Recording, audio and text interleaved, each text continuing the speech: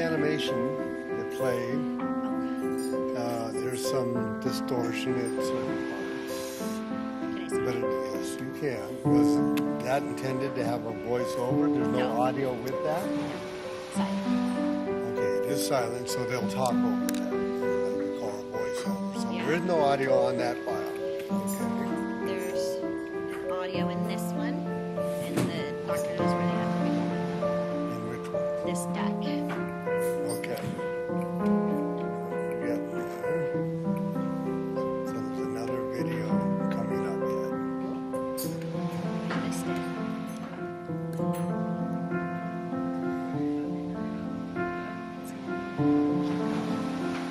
This one. That's video. Okay, so we will be going through.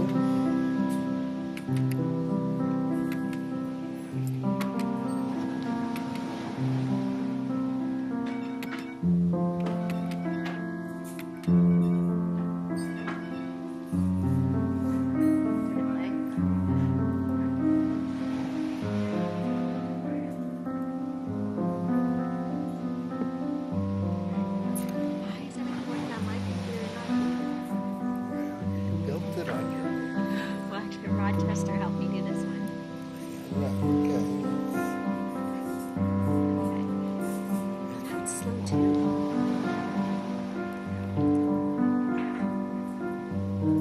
What if we close this deck and reopen it? Since I closed it. Fingers crossed. We often like to just roll our all the videos from a different location.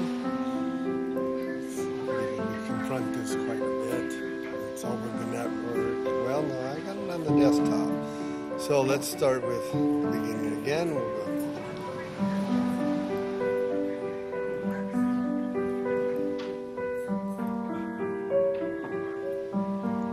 Okay, this should be click to play.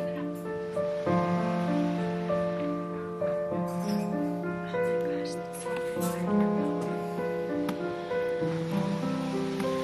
That's Okay, it. let's That's the nose. go back to your folder. You say there's another video now? So this is the Final. noseworthy one. Correct. I just put it up. This one behind the shields. That is the. Yes. That's the one that we're just trying to play. Behind the shields.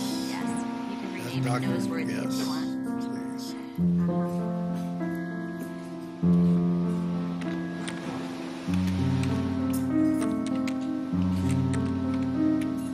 Okay, we're going to play that direct. We're going to open it with time. Is it because they're MP4s and not waves? No, I don't think that would be it. I don't think. Okay. Should we try inserting it again? I will do that Okay. right now. How did I take it morning up? Okay, well, yes, we all listen. Well, okay.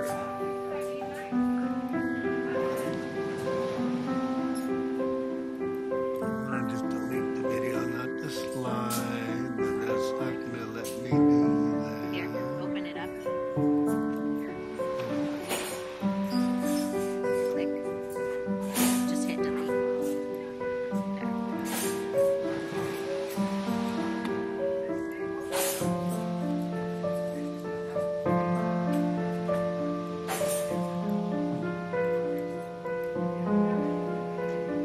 Which one did I have it in? The presentation folder.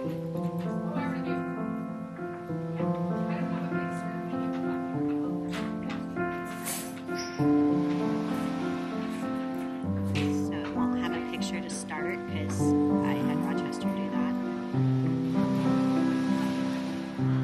Well, right now it's more important to Yeah. have it upside down.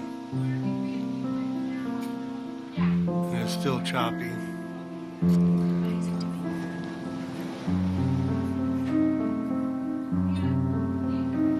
Hmm. that? That happened to me We don't want that. So, but more importantly, it's not equally as important. It is not. Let's do something like this.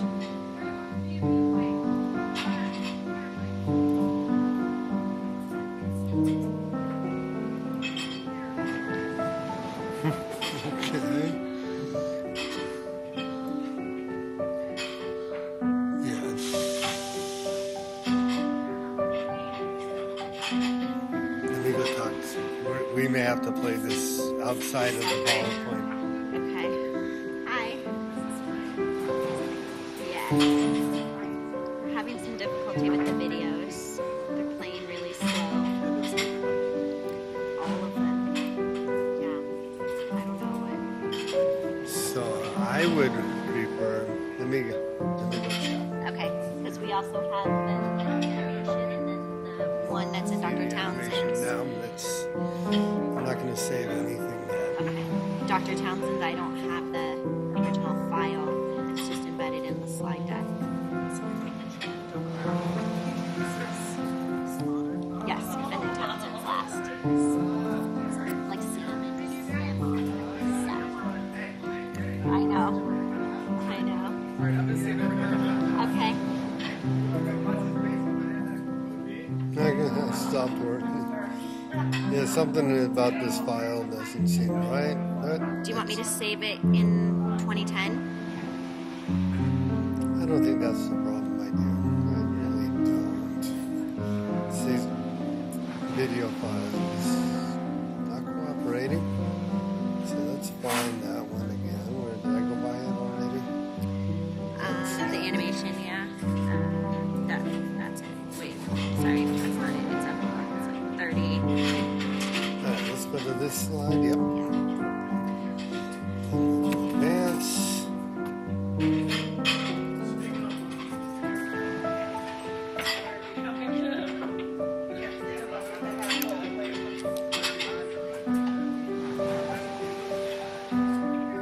That's the little bit that That's okay. That's where he just did that quick edit.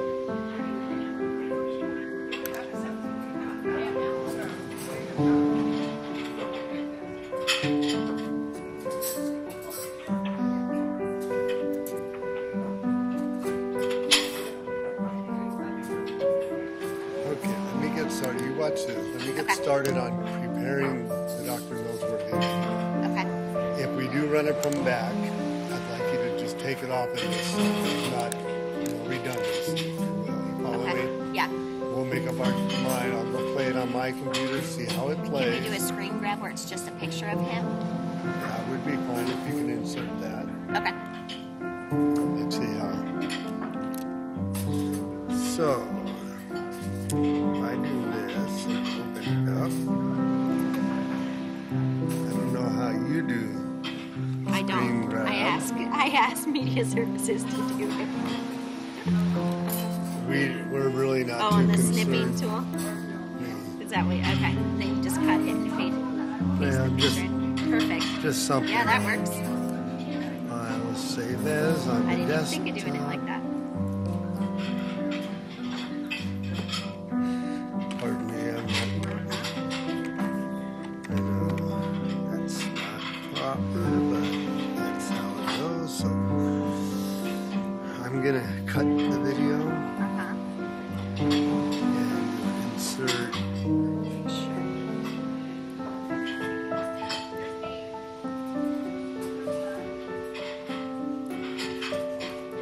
Perfect. Okay. And then we just have the other video further down. It's like the black screen one. That was running really slow. I don't have that original file. That one. 87. Okay, we don't have. Can I extract it? It's on YouTube. But I had, It is. yeah, but I had media services extract it and That's what I would do. If you had them extracted, it does reside somewhere. It's on YouTube. Can you send me a link to that? And I Yes. will extract it again. yes. Actually, I think I might have. Let me go check. We can find it any way we. Let's find that.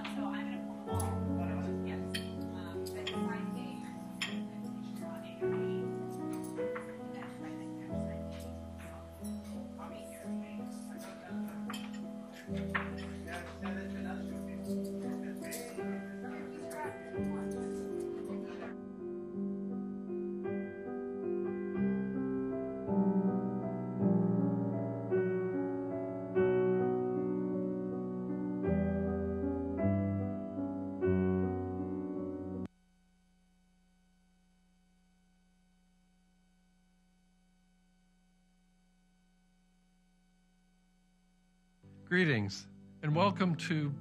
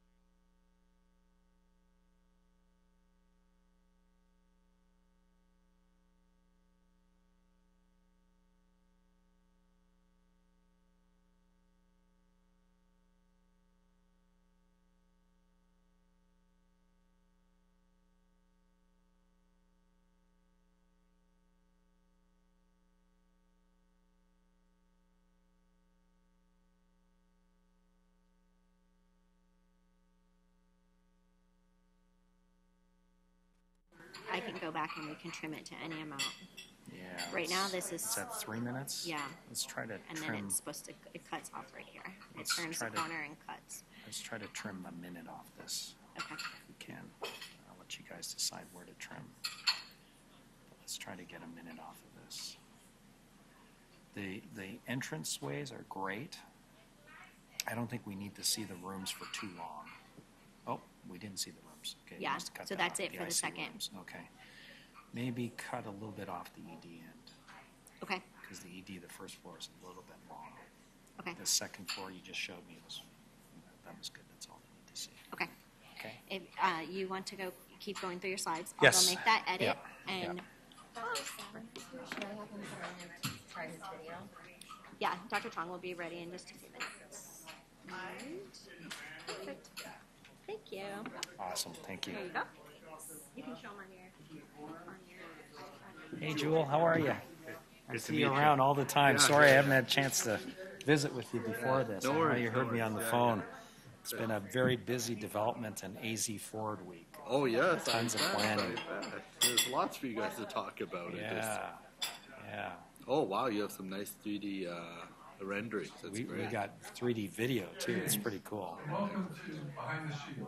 I was gonna go see if you can make sure Yeah, the video. we'll put you on here. You can have a look right here in a second, Joel. We'll just get you back. I mean, Surgical. This is what that south expansion is, right? yeah, exactly.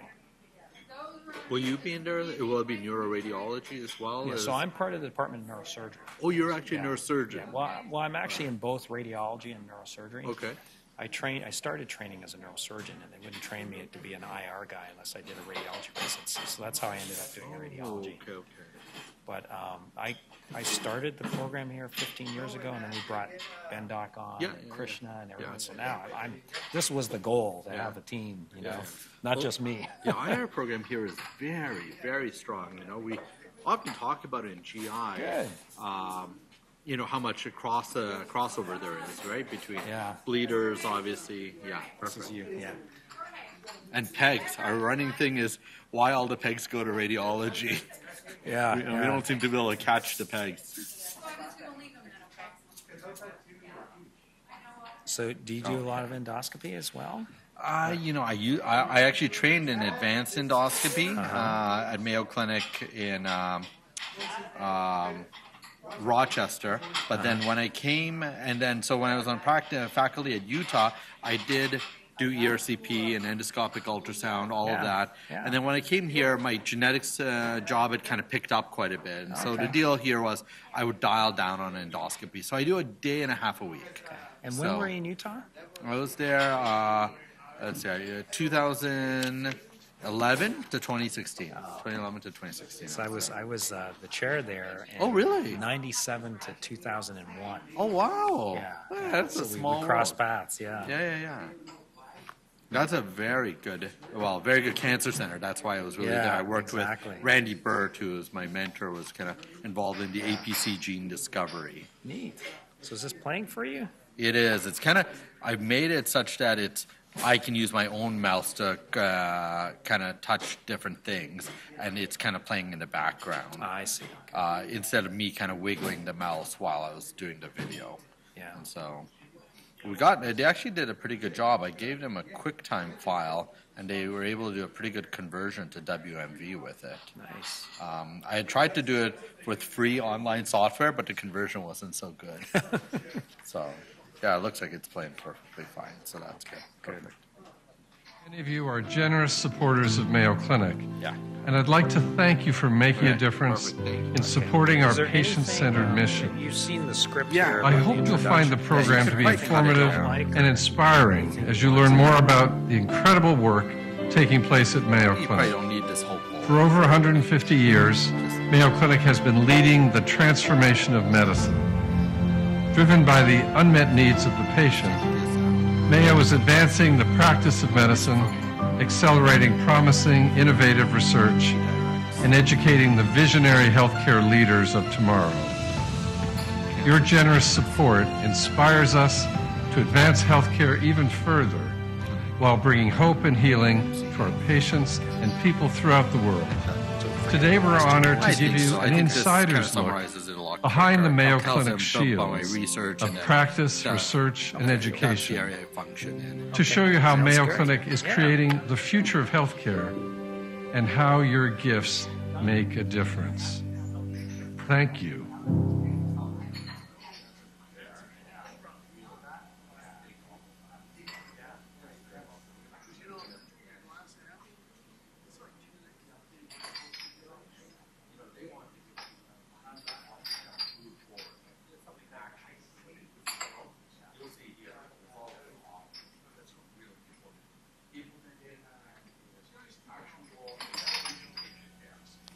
Greetings.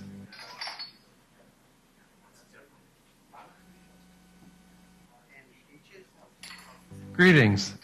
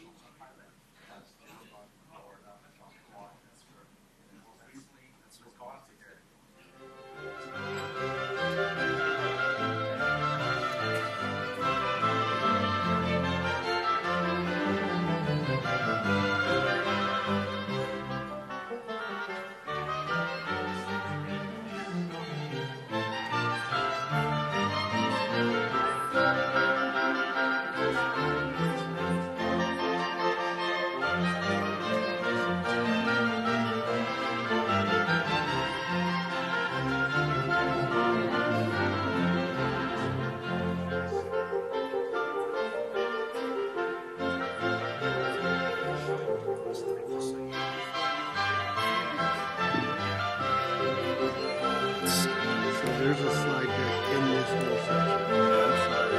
It's okay. If I don't get it in my head right, in approximately 40. And in that slide deck will be the video. So here is everything. So I start talking here. Okay. I start talking here, and whenever you see these big blue, it's clearly an announcement of a different speaker. The difference is here. I am speaking for this one and for this one. So I'm taking over. So in this third section, okay, in this third section here, when we get to this, so it's this light color after emergency department. And it's the lightest color slide in the whole deck of images. That's my cue. Now be careful because there's a couple ED slides in here. There's one there. There's another ED. I got a middle picture. Okay, you got a group of people, ED, and the next light slide.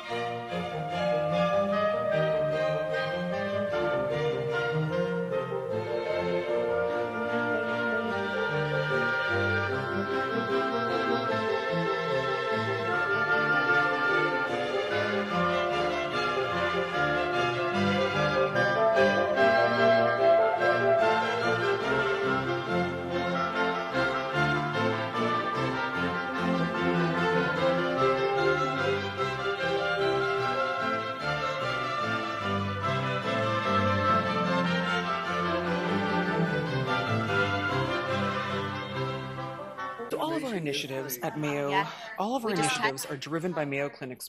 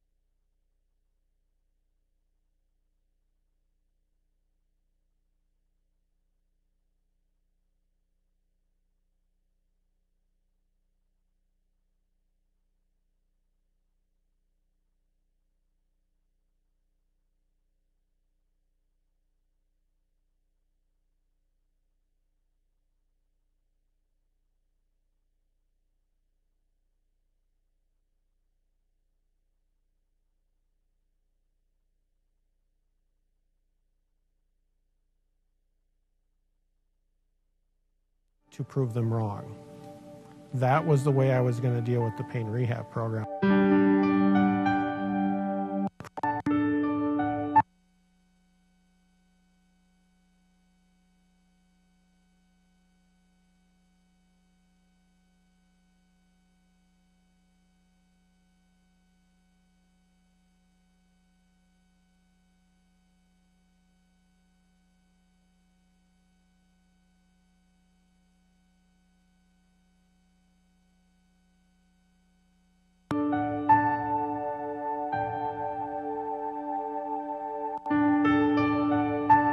I was just grateful they didn't kick me out of the program, to be honest. I was there to prove them wrong.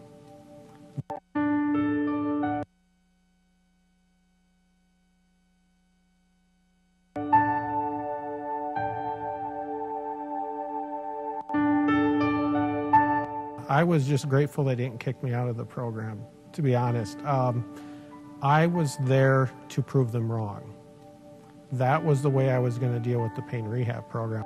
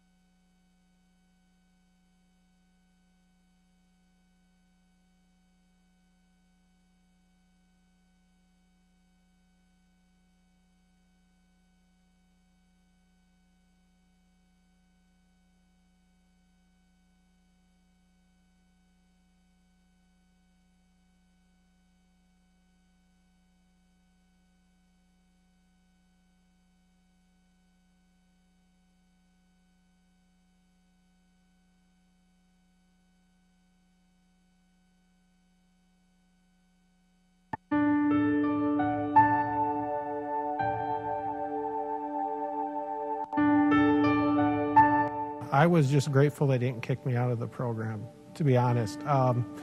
I was there to prove them wrong. That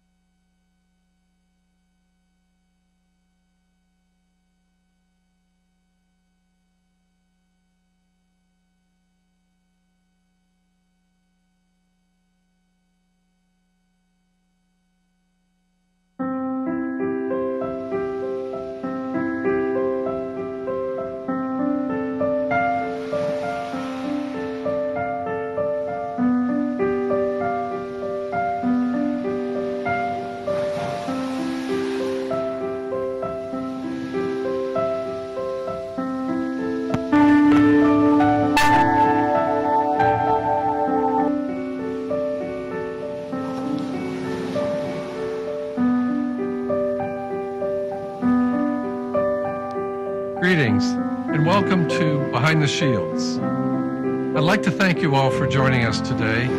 I know that many of you are generous supporters of Mayo Clinic, and I'd like to thank you for making a difference in supporting our patient-centered mission. I hope you'll find the program to be informative and inspiring as you learn more about the incredible work.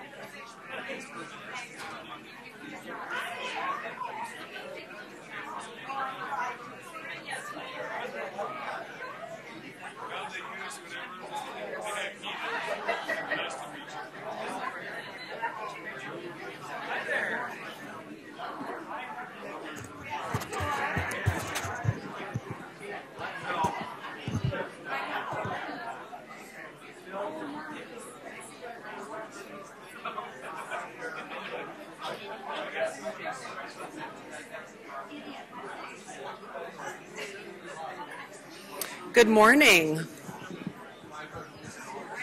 Good morning. Thank you.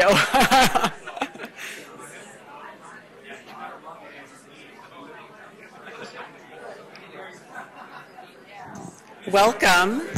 Is the microphone on? Good morning. Welcome.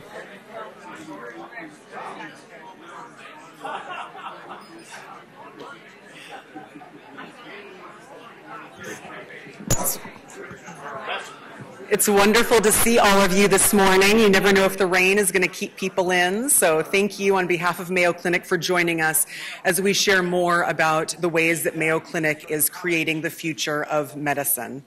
The microphone's working? All right. My name is Paige Perry. I'm the Chair of Development for Arizona and the West Region. Today's event is presented by the Mayo Clinic Department of Development. If I could please ask all the development officers to stand up and all of our staff. Hopefully you see some familiar faces. We will be available today to answer any questions, or if you have any needs at all, please just let us know. Our speakers will also be available during the break to answer any questions or for conversations, so please take advantage of that. How many of you have been to a Behind the Shields event in the past? Great, a lot of you. And how many are joining us for the first time? Wonderful. Well, a sincere welcome to all of you joining us here and also online. We are live streaming today's presentation for those of us that couldn't be here in person. And so you can find this presentation at connect.mayoclinic.org. You can also find the presentations done in Rochester and in Jacksonville. So as our greatest ambassadors, we would appreciate you helping us share the good word about Mayo Clinic and our mission. Please feel free to forward this link to any of your friends or family that you think would be interested in these topics. It is a sincere honor for us to be with all of you today and to have the opportunity to provide these updates. So to recognize the importance of this event, Dr. John Noseworthy, our CEO and president, has filmed a short video for us. If you could please roll the tape. Greetings and welcome to Behind the Shields. I'd like to thank you all for joining us today. I know that many of you are generous supporters of Mayo Clinic, and I'd like to thank you for making a difference in supporting our patient-centered mission. I hope you'll find the program to be informative and inspiring as you learn more about the incredible work taking place at Mayo Clinic. For over 150 years, Mayo Clinic has been leading the transformation of medicine. Driven by the unmet needs of the patient, Mayo is advancing the practice of medicine, accelerating promising, innovative research, and educating the visionary healthcare leaders of tomorrow. Your generous support inspires us to advance healthcare even further while bringing hope and healing to our patients and people throughout the world. Today, we're honored to give you an insider's look behind the Mayo Clinic shields of practice, research, and education to show you how Mayo Clinic is creating the future of healthcare and how your gifts make a difference. Thank you. As Dr. Noseworthy shared, we're excited to give you an inside look behind the three shields in Mayo Clinic's logo, which represent research, education, and patient care in the center of it all. As most of you have heard, the Mayo Clinic Board of Trustees announced in August that it has elected Dr. Gianrico Farrugia, Vice President of Mayo Clinic and CEO of Mayo Clinic in Florida, to succeed Dr. John Noseworthy as President and CEO of Mayo Clinic. Dr. Farrugia is the former director of the Center for Individualized Medicine, and we are sincerely looking forward to welcoming him as our enterprise CEO on January 1st. So just a few housekeeping details before we get started. We'd really like today to be interactive, so we will offer time for questions and answers after each of our speakers. We do have some information for you on the tables, but if you're looking for more, please talk to one of the development colleagues here today, or you can find additional information in the Franke Education Center. And also the restrooms, if you haven't found them already, just outside these doors to the right, down the hallway on your right. So all of our initiatives are driven by Mayo Clinic's primary value. The needs of the patient come first. Today you will hear about some of our most advanced research discoveries, as well as what treatment options are available today for our patients. Next up, we're going to hear about Mayo Clinic's top strategic priority, which is Arizona Forward, a capital expansion on this campus, from Dr. Brian Chong. Dr. Chong has been with Mayo Clinic since 2004. He's a consultant in the Division of Neuroradiology with a joint appointment in the Department of Neurologic Surgery, and he also serves as our physician partner in development as Associate Medical Director. Please join me in welcoming Dr. Brian Chong.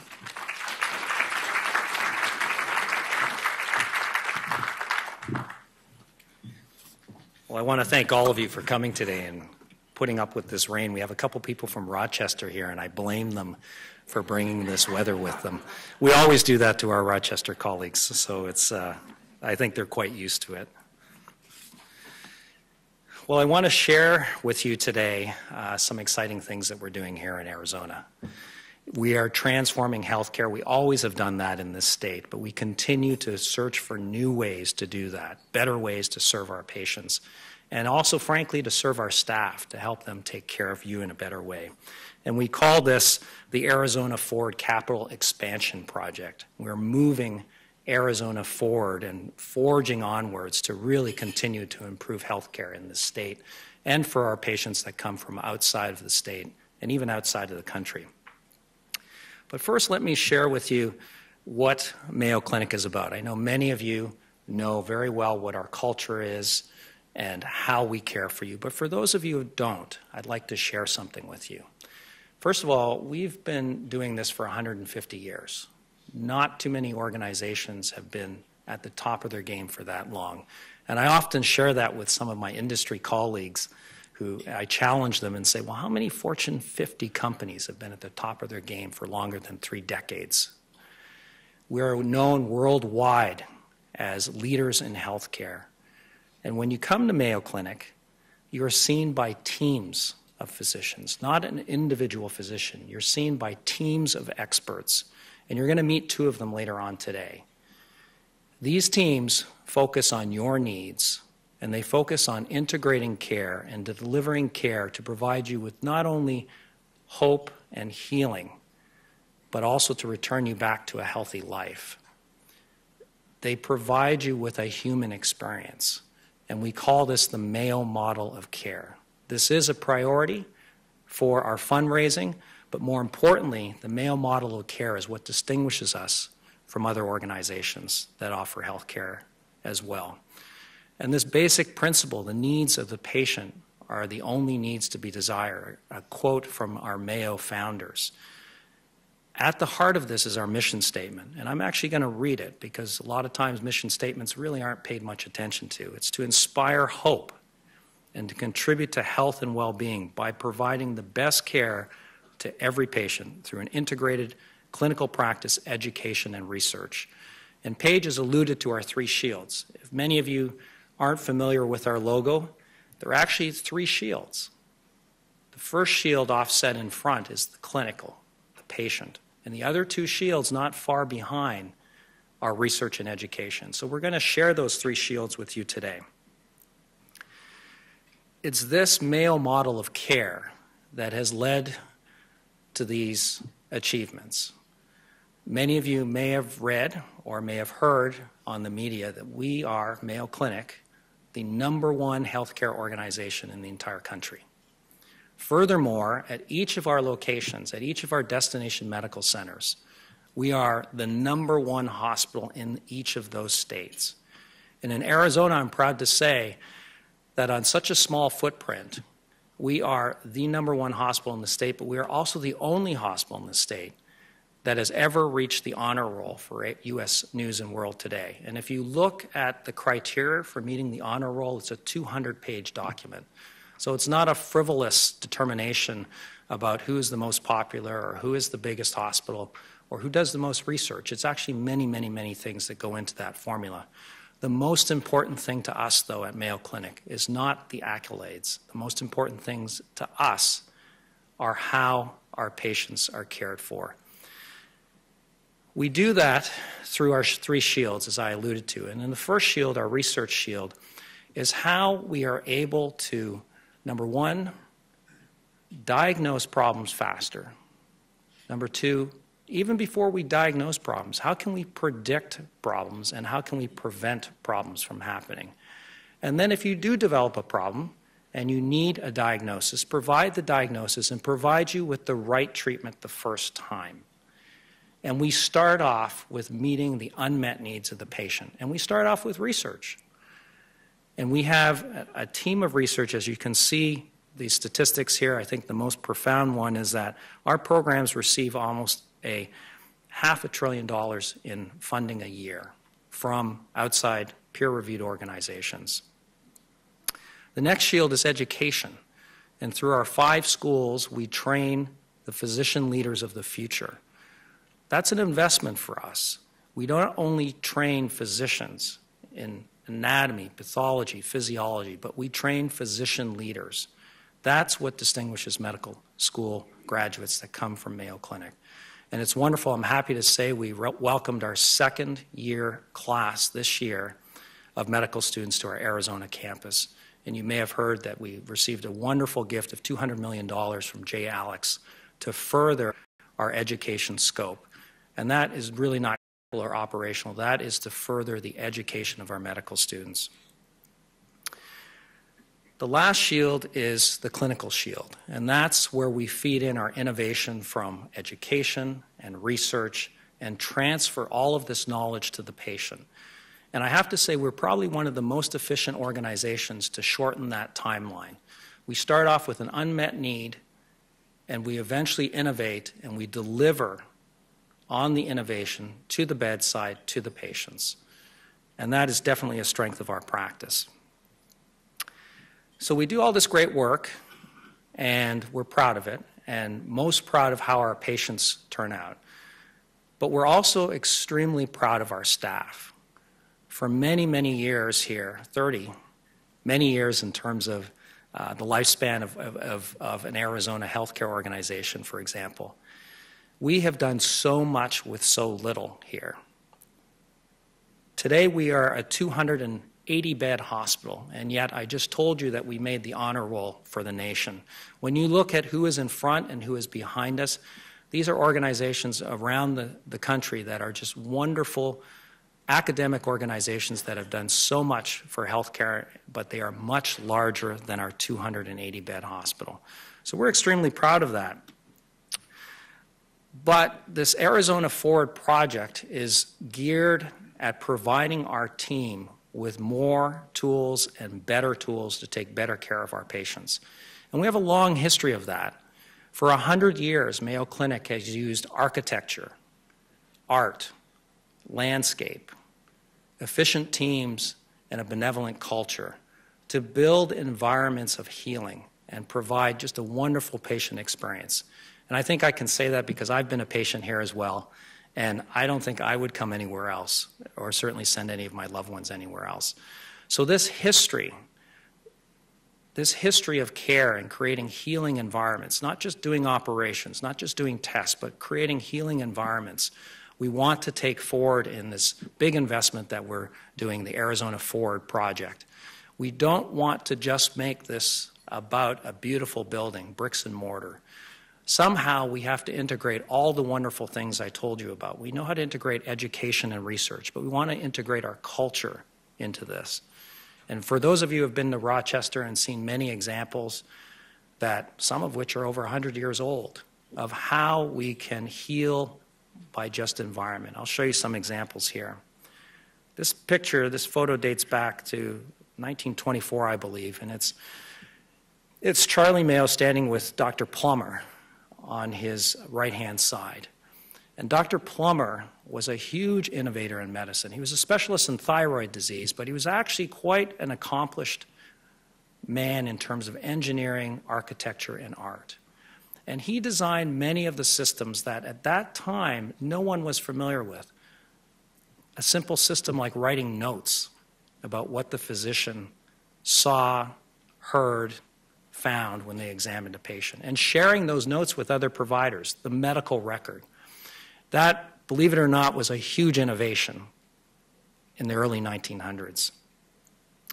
If you look at the Plummer Tower on the Plummer building, this is a tower that integrated culture. There are art pieces, not only inside but outside, that depict cultures around the world. And we look at other innovations. This is the Francis entrance to St. Mary's Hospital. This was the first hospital to introduce the concept of putting near the operating rooms where the brothers operated the medical specialties, education facilities, and laboratories to integrate the three shields even back then. If you look at this picture, it looks like just a dated nursing station.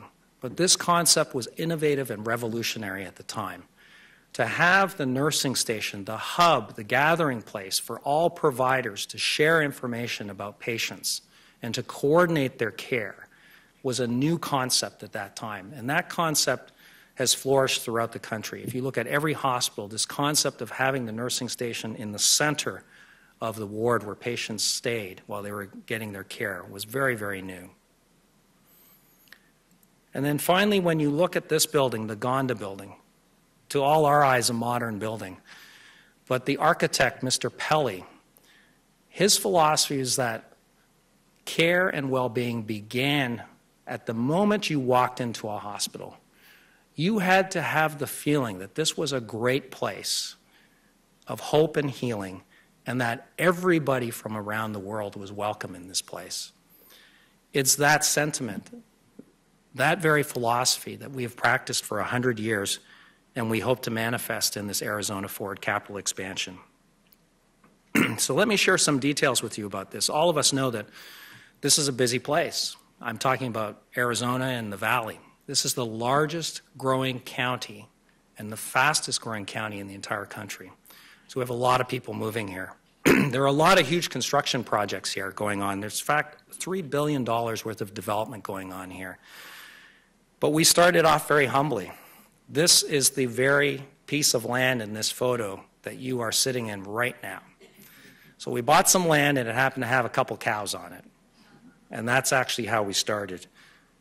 And that speaks to my heart. I was actually a former cowboy, and that ranch land, it really is quite ironic to me when I come to work every day and I realize there used to be cows on this property. That's probably why I like this place.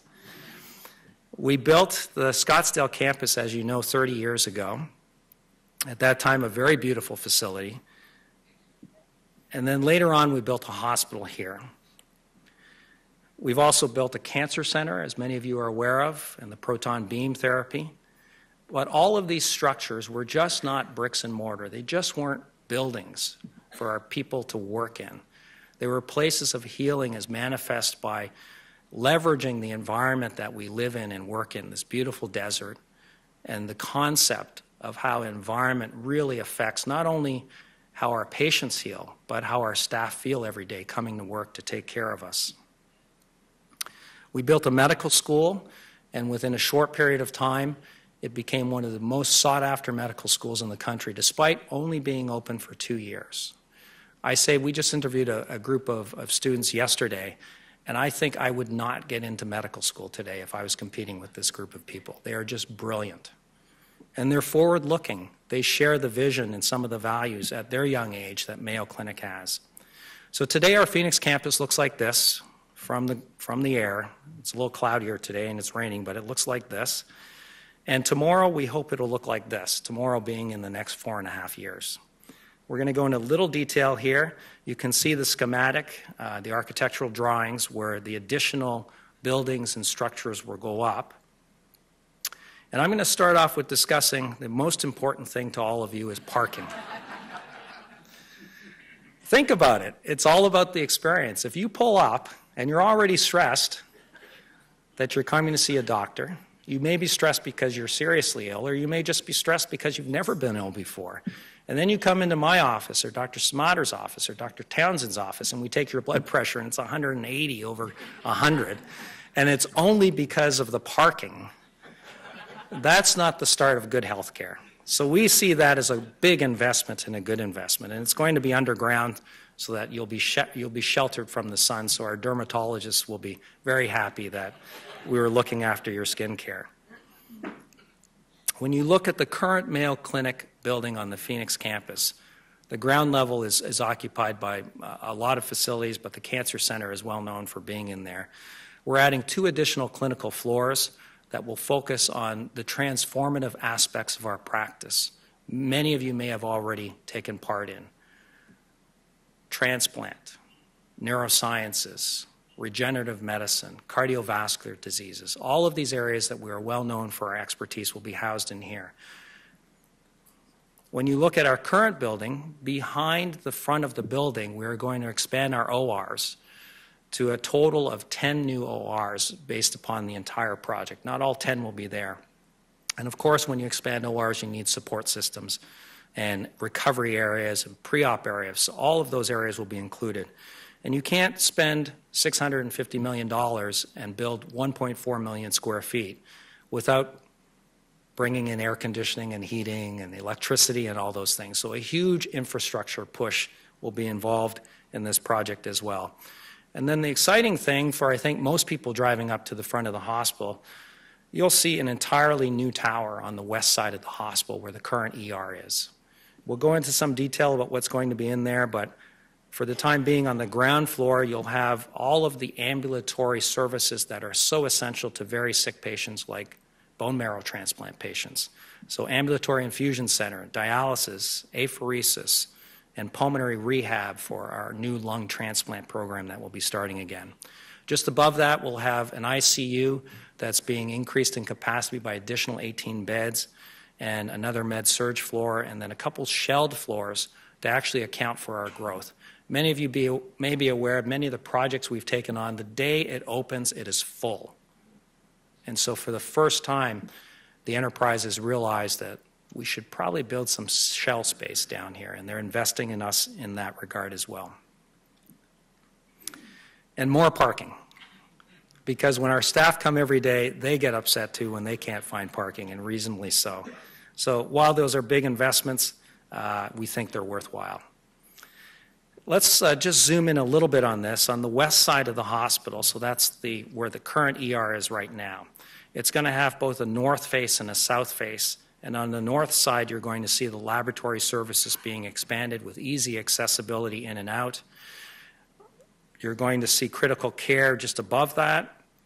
And on the west side, but the south-facing side, you're going to see an entirely new emergency room that's going to have double the capacity that we currently have. And the old emergency room will be converted into an observation area. And now that may sound kind of obtuse to all of you, but many people don't need to be cared for in a hospital. It's inconvenient for you. You don't get great sleep. The food sometimes isn't as good as home. And it's expensive. So an observation unit allows us to innovate and revolutionize how we treat patients that are just sick enough to need to stay longer than they would get care in the ER, but not sick enough to waste valuable resources and time to be in the inpatient. So that's just one example of some of the innovation.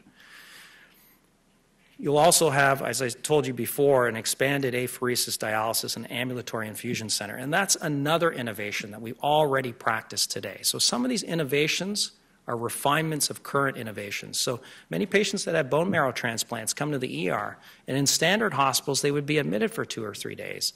But our teams are very facile at recognizing this patient may only need some red blood cells, or they may only need some antibiotics. And rather than admit them overnight, we've modified our practice so we can deliver service that's not only convenient and safe for them, but is also very cost effective.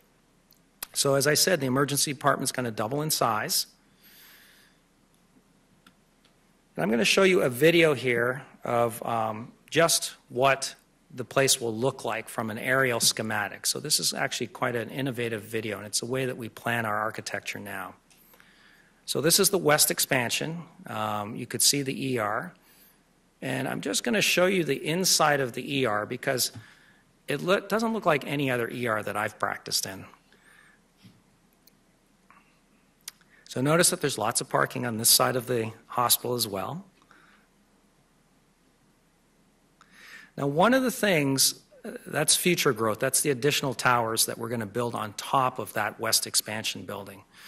Now, one of the things, when we think about innovation, we think about technology. And I'm going to challenge you to think of it as other things as well. But these ERs will not only be state-of-the-art, but they will use technology in a fashion that's not just going to help our staff, but will also help our patients. So how we design space for technology that doesn't even exist is quite a big challenge. But we've elicited the help of some very, very smart people that aren't just architects, but also people who are well-versed in the hospitality business, the aviation business, the science and technology business. And like the Mayo brothers did, we're reaching out to the rest of the world to tap everyone on the shoulder and say, how do we design the hospital of the future? And so you can see here, just aesthetically, this ER looks really quite remarkable, I think. But behind these walls, beyond the bricks and mortar, beyond the wonderful art and the materials that we use, is the nuts and bolts of a state-of-the-art healthcare delivery system. These rooms will also be designed in a different fashion, being slightly larger, but also being very versatile, being able to transition from just a regular ER room to something that may need more advanced care, analogous to a critical care room, or even a triage room if there is a state emergency or a local emergency. So many of the things that you're seeing here, you're not really going to get an idea of what's behind it until you're actually a patient there. So hopefully none of you will need the services of this state-of-the-art ER. On the second floor, we have the intensive care unit. Again, you can imagine how much time not only patients spend in there, but how much time their families spend in there. We have an expert team of people that are looking at the human interaction aspect of how space and people move around and how they experience that space. So this is an example of the procedural areas where patients are seen, and as I alluded to earlier, in most traditional hospitals, they would be admitted. But in this particular scenario, which we do already, patients can be seen and assessed and administered therapy that may be able to get them over the next 4 hours and home again. Our laboratory expansion is going to be pretty significant, but we're also building the laboratory of the future. And what that means is the vast majority of laboratory details will be fully automated. And the building structure, the bricks and mortar, will be designed to incorporate this technology without having to tear apart the whole laboratory and rebuild it again. So for example, a basic concept is having power and data conduits coming from the ceiling rather than the wall or the floor. Our critical care expansion, I already touched on a little bit. It's an 18-bed expansion. We're growing so large, and our specialty is very advanced, complicated care, that this is necessary to expand. Our surgical and support services I touched on. Now we'll move to the east side of the campus where the cancer center currently is, and you'll see that 3-floor addition, but this is actually built to go up to a total of 15 floors.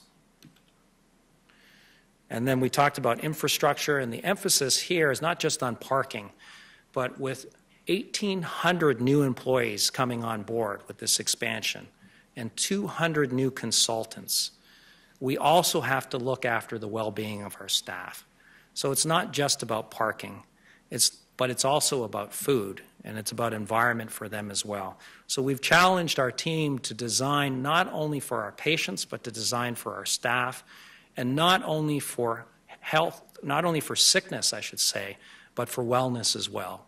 So this is a new concept. Most hospitals are designed for sickness, and what we're designing for is obviously to take care of advanced illness, but also to design to keep people well, not only our patients, but our employees. Now, something that's already ongoing, and I'll finish with this part, is the south expansion. And here's a schematic of what it's going to look like, and we're almost there. And there's some very unique innovations that are happening here. So this is the back of the hospital. That's where the south expansion is. So here's the front of the hospital is up in the upper left-hand side of the screen. In the back of the hospital, you have the blue area, and this will include a couple things, and we'll go into detail a little bit. This is a state-of-the-art hybrid neurosurgery operating room. And this is near and dear to my heart because this is where I live and work every day.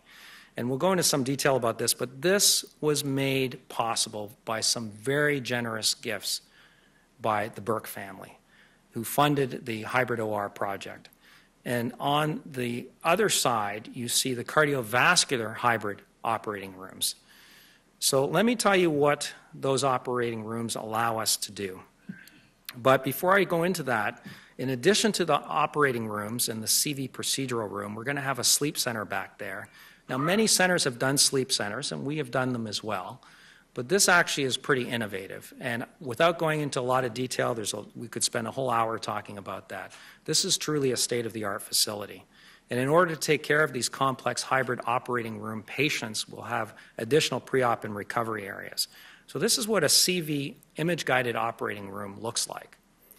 Believe it or not, we can replace a diseased heart valve without ever splitting the chest.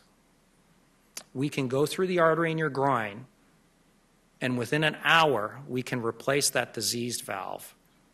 You can go up to the ICU and be watched closely overnight and be sent home the next day, having quote-unquote open heart surgery. And that's all image-guided basis. Now, are we the only ones in the country that do that? No. But I assure you there's some very interesting innovation that goes on in a room like this. The utilization rate for a room like this in the country is somewhere between 20 and 30% for these hybrid rooms. And we've redesigned it, not just the bricks and mortar again, but systems engineering, how patients and work flow through these rooms, that these rooms should have an 80% utilization rate, which means they're essentially full. When we look at the neurosurgical image-guided operating room, what you're seeing in the middle here is an MR scanner. And again, there are hybrid OR rooms like this in other places in the country. But again, the utilization rate is abysmal. And that's because it's very hard to figure out how to use an MR scanner if you're not using it to operate. It's hard to use an MR scanner just to image patients. So we realize we have some very sick patients in the hospital. On one side, there's an operating room that treats brain vascular diseases, my wheelhouse. And on the other side, there's an operating room that specializes in brain tumors. In our neurosurgery program, we've recruited some of the leaders, thought leaders in the world in these areas. And this is a room where they're innovating currently. And we have partnerships with industry, some of the largest providers of medical device technology in the world who have partnered with us on innovation in this regard. So again, we're not just building places. We're building the future of medicine here in Arizona. The timeline for expansion, everyone's going to ask me, well, when is all this beautiful work going to be done? In a nutshell, the last phase should open in April of 2024. But true to form, we're challenging the builders to come up with different ways of building things. And so we have a thing called the integrated project delivery method. And it's basically applying how we practice to deliver health every day. These teams that respond, composed of multiple specialists, and that respond immediately and in a dynamic fashion to the needs of the patient. And what the integrated project delivery method is we are building a village of trailers just to the south of the employee cafeteria. And in that village will live all of the architects, the builders, the subcontractor representatives, the designers, and the Mayo Clinic team. And in that village, if a new idea pops up, the idea is immediately incorporated, well, immediately evaluated, determined to be good, bad, doable, or not doable, and changes will happen on the fly. So this project that I've just described to you should take 6 years, and we're projecting that it will take a little over 4 years. And that is innovation. How to get a contractor to show up on time and get the job done on budget is an innovation, in my opinion. Well, that's how we're going to transform healthcare in Arizona. It's an ambitious plan. Dr. Farrugia has challenged us. He's challenged us to create the hospital of the future, and he's looking to Arizona to lead the way in terms of how we execute projects like this. How, for the last 100 years, we've been able to build places of healing that are reflected in our investments in architecture and capital projects. So there are some opportunities to support this, should you believe in what we're doing. There are many development officers here that can discuss this with you and answer questions, and I'm certainly available to do that. But I want to move on now to, well, what do we do with these spaces that we invest in? And today we have two very, very accomplished consultants from Mayo Clinic that are going to speak to us on what their projects involve. And these are truly innovative. I mean, as a practicing physician, and when I hear some of my colleagues speak about what they do, what their art is, in other places I've been in, oh, that's kind of interesting. But when I come here, I thought, oh my goodness, I didn't know that. And it is phenomenal. And I didn't know it because it's not happening anywhere else. So I want to share with you two of our consultants that are going to present. The first one is Dr. Smatter. And he's a senior associate consultant in the Division of Gastroenterology in the Department of Internal Medicine. And he joined our staff in 2017. He holds the rank of Associate Professor of Medicine at Mayo Clinic College of Medicine and Science.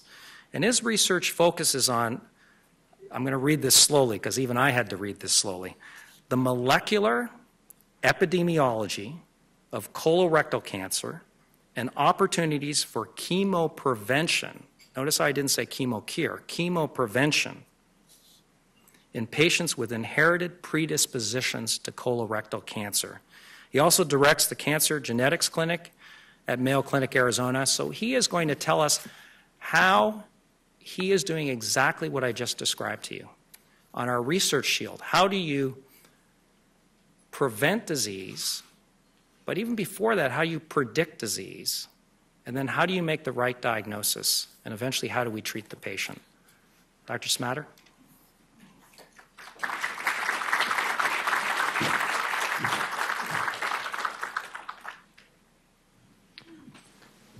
Thank you, Brian, and thank you to the Department of Development for giving me this opportunity to speak to our wonderful benefactors.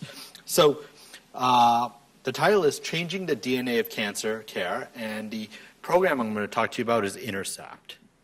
So you saw this mission statement just a few minutes ago, focusing on that our goal is to inspire hope and contribute to health and well-being by providing the best care to every patient through integrated clinical practice, education, and research. My hope is that after the end of this presentation, you will see how this program called Intercept does all of these. It moves our clinical practice into the future, it provides education to our patients and our providers, and it gives discovery research for new cures and markers of disease. So in medical school, we're all taught that cancer has a genetic basis, but there are certain cancers that have a very strong genetic basis. These are primarily breast, ovarian cancer, and colorectal cancer. In both of these cancer types, about 5% of the cancers are completely genetic. You inherit a gene from your mom or your dad, and that predicted you would develop that said cancer, whether it's breast cancer or whether it's colorectal cancer. In the breast cancer space, we often talk about these genes, BRCA1 and BRCA2, and there are similar genes in colon cancer called Lynch syndrome genes. I will tell you how we're going to turn this topsy-turvy, this 5%. But here's a case of a patient I met a few months ago. She was a 45-year-old woman. She did not have cancer herself, but she told me her sister, who's 55, had recently been diagnosed with colon cancer. And if you look at mom's side of the family, her mom had breast cancer, her aunt had uterine cancer, and she had a cousin with uterine cancer at 51, making us think there was something present on the maternal side of the family, some genetic cause of cancer. In the old days, meaning 3 or 4 years ago, what we would have done is we would have gone to try to find this sister or the mother and tested them first, looked at their tumor to see if there were any features. That was principally because we only knew about a few cancer genes, like the ones I told you about for breast, ovarian, colorectal cancer.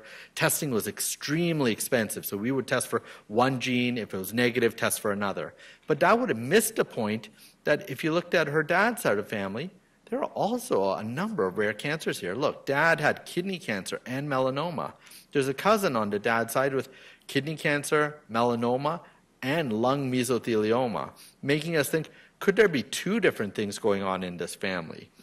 And so, jump forward to the future, nowadays, what we've integrated into our cancer practice, you'll see with this pilot, is we would test a patient like this, and we would test them for dozens, up to nearly 100 cancer genes to see if they have an inherited predisposition. Turned out this patient didn't win a good lottery, he won a bad lottery. She got 2 different genetic disorders, one from mom's side of the family, this mutation, this gene called MSH6. This causes Lynch syndrome. It explains the colon cancer and uterine cancer on that side of the family. And from dad's side of the family, a different gene called BAP1, that's associated with melanoma, lung mesothelioma, and renal cell cancer. So the cancer everything in this cousin. After discussing her genetic findings with her, she was a very proactive person, so she wanted to do everything she could to prevent getting any of these cancers that she'd seen in her relatives. So we manage her in our prevention clinic. We see her every 6 to 12 months and ensure she's got her colonoscopies or endoscopies. She's seeing ophthalmology and dermatology. She gets imaging of her abdomen and chest. And importantly, we don't put that back on our primary care provider in the community. We take all of that on and we follow her annually. I'm her quarterback for all of our cancer screening care. So that's our unique part of practice delivery here, is a cancer prevention clinic. So in the past, the way we defined hereditary syndromes was by looking at what we called a phenotype, meaning this is a picture of a colonoscopy in a patient with FAP who has hundreds, if not thousands, of polyps in the colon and can have 100% risk of developing colon cancer. We look at their tumor under a microscope and see if there are certain abnormalities in the tumor that might suggest a genetic cause, or we ask them to complete a complex family pedigree to kind of trace where their brother and their sister, their grandparents are from. But as we all know, these are limitations. Your phenotype may not fit perfectly. We may not have access to a tumor sample. And as families disperse and live further across in the United States and the world and are often nuclear size, we may not have a great pedigree or the sharing of that cancer detail. So that brings us to, how do we move forward in this space? Well, it's by understanding genotype, or the genes that drive the cause of cancer. So we've gone from knowing about 5 or 6 genes for breast, ovarian, colon cancer to a world now where we know about close to 100 cancer genes. Part of this has been called the Angelina effect. So as you might know, Angelina Jolie, the well-known actress, had a BRCA2 mutation. She inherited this from her mother, who died at an early age in her 50s from ovarian cancer. After she found out about this BRCA2 mutation, she took the preventative actions to have a mastectomy as well as an oophorectomy to essentially negate or reduce her risk of having those cancers and dying from that disease. What this did, and this Time magazine article really highlights that, is it brought to the forefront of the discussion for physicians and patients that it's okay to talk about genes, it's okay to understand what your risk is, and then how can we prevent you from developing that disease. At the same time, multi-gene panel testing arrived. So this is where we're not testing for one cancer gene at a time, but we can test for nearly 100 cancer genes on a single sample of blood and the DNA purified from it. The cost of genetic testing has radically changed. It's gone from $3,000 to $5,000 while I was training for testing just 2 or 3 genes at a time to less than $250 to test nearly 100 cancer genes. One of the studies that you'll see that we looked at to design our own pilot here is called the IMPACT trial, done at a well-known cancer center in New York. They ran a retrospective study. What that means is they didn't look at patients coming into their clinic. They looked at patients who were long gone and they had access to their blood samples sitting in an archive somewhere. So they looked at 1,040 blood samples from patients with advanced cancer, mostly metastatic disease, and they had a 76 cancer gene panel that they used. But this was a research panel. They couldn't feed those results back to the patient or the provider, and you'll see that's a big difference in our program here. But they applied this gene panel to these 1,000 patients, and they found an interesting result. Remember, in medical school, we were taught 5% of patients had an inherited or genetic cause. Their finding was nearly 20% of advanced cancer patients had a genetic basis for their cancer. Even more importantly, they found over half, 55% of these patients would not have been referred to genetics. They did not meet any of those criteria for their phenotype, their family history, findings in their tumor under the microscope that would have made them go see a genetic counselor or a geneticist to have genetic testing. That tells us the guidelines don't work, right? If you're missing more than half the cases, throw out those guidelines, time to rewrite them. So that brought to the forefront, what can Mayo Clinic do to lead in this area and clearly provide the best possible care? And I will make the point, this is a made in Arizona idea that's now expanded out to Rochester, Florida, and to Eau Claire, Wisconsin as well. So kind of a very unique thing where the nidus of this was in Arizona and the entire health system's now bought into it. So we call this INTERCEPT. This is interrogating cancer etiology using proactive genetic testing. So what is this pilot? So we're offering germline genetic testing. So this is to understand, did you have a gene that resulted in your cancer, whether it's for breast cancer, ovarian cancer, colon, pancreas, melanoma, etc. Germline genetic testing using an 83-gene clinical panel. So we can feed the results back to the patient and to their providers in 3,000 cancer patients across all of the Mayo Clinic cancer sites, so Arizona, Florida, and Rochester. This genetic testing is being offered at the time of your first visit with an oncologist or a surgeon. We're not waiting for them to identify, well, is your family history worrying? Is your age of onset of cancer worrying? Should I refer you to a gen counselor? How long will it take you to see a gen counselor? We're putting the test right in the hands of our oncologist and surgeon. The day you see them, the day the test is drawn, and the results come back in a matter of weeks. Importantly, there is no cost for genetic testing to any of our cancer patients in this pilot. We provide patients with an educational video at the time they see the surgeon or the oncologist to provide them with an understanding of genetic testing so they have informed consent. This relieves the bottleneck that we've found of being referred to a geneticist or genetic counselor. If you are found to have a positive mutation, for example, in a gene that causes breast cancer like BRCA1 or 2, we know it's not just in you. We know that 50% of your relatives, your brother, your sister, your son, your daughter, will carry that same gene. It's unlike any other aspect of medicine. We know it's in your family. We will test any member of your family at no cost to them anywhere in the world. So let me repeat that again. We will test any member of your family anywhere in the world. I had a patient from Peru say, well, the rest of my family's in Peru. I said, well, does FedEx go to Peru? He said, yes. I said, well, then we'll test them in Peru. No issue. If you or your family have one of these genetic mutations and you're at high risk of breast, ovarian, colon, prostate, melanoma, That's too much to put on your internist or family doctor or send back to your gastroenterologist or your oncologist to deal with. There's so many different cancer types. We take care of all of that care coordination in our prevention clinic. All of your endoscopy, all of your imaging, all of your blood work, surgical consultation, and you'll have annual follow-up in our clinic to make sure nothing's missed. And that's why I describe to our patients at clinic and myself, I'm your quarterback in cancer screening.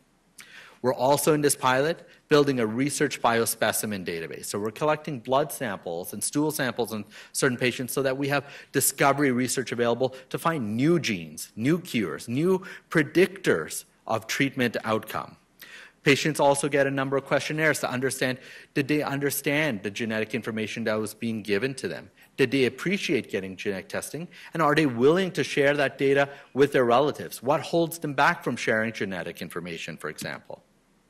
These are all of the cancers that are included in this study. You can see it's broad: pancreatic cancer, bile duct and liver, brain, ovarian, breast, prostate, colon, uterus, melanoma, sarcoma, and myeloma cancers. Again, a made-in-Arizona idea with over 3,000 cancer patients being enrolled, the largest bulk being in Arizona, 1,500, 750 in Florida, 750 in Rochester. And Mayo Clinic was so excited about this idea, they said that let's not limit it just to our academic 3 cancer centers. We want to trial it out in one of our community hospitals to see, can the same idea of upfront genetic testing and risk prediction be done in the community where patients live. So this is a little video. It's our electronic dashboard. So it's a very unique kind of electronic website we've created for our team. It allows us to see in real time what's going on with this study across the entire Mayo Clinic system. It allows us to deploy our resources of research coordinators, statisticians appropriately to ensure the study's success. So you can see here, we've already enrolled close to 500 patients in this study. 446 of those are in Arizona. Florida's active with 26 patients enrolled, and even Rochester's active. They're slow. They're a little bit slow up there. But they've enrolled with 1 person.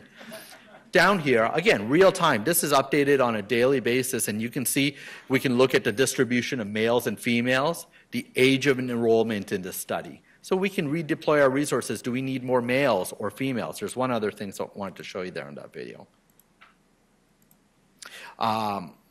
So here, going forward here.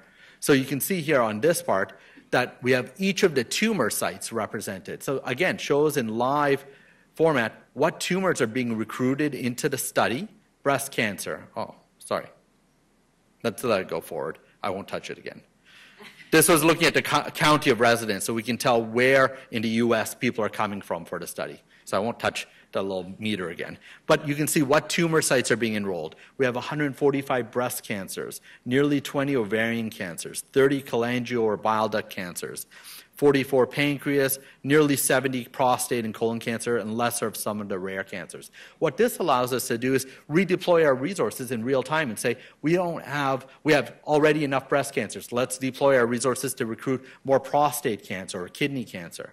This is the exciting part of the table. This shows us, again, in real time, with these genetic results coming back within 2, 3, or 4 weeks on patients, how many patients have a genetic form of cancer? And we see already in those 500, nearly 500 patients, 12.2% of patients have a genetic form of cancer. And you'll see in a second here where some of the highlights are. That's overall in all of the 500 patients. Kind of fits with what we expected of 10 to 15%. But the exciting part is this. Cholangiocarcinoma, which is bile duct cancer, a very rare type of fatal cancer, does not have any indications for genetic testing. 20% of these patients had a genetic form of it. 1 in 5 people. Pancreas cancer, similarly, high mortality, not generally thought of as genetic, nearly 1 in 5. 21% of people had a genetic version. That gene led to their cancer. Even more interesting, prostate cancer. We think this is a disease of much older males in their 70s and 80s. Why would there be a gene driving this? You know, you got that just because you're getting older.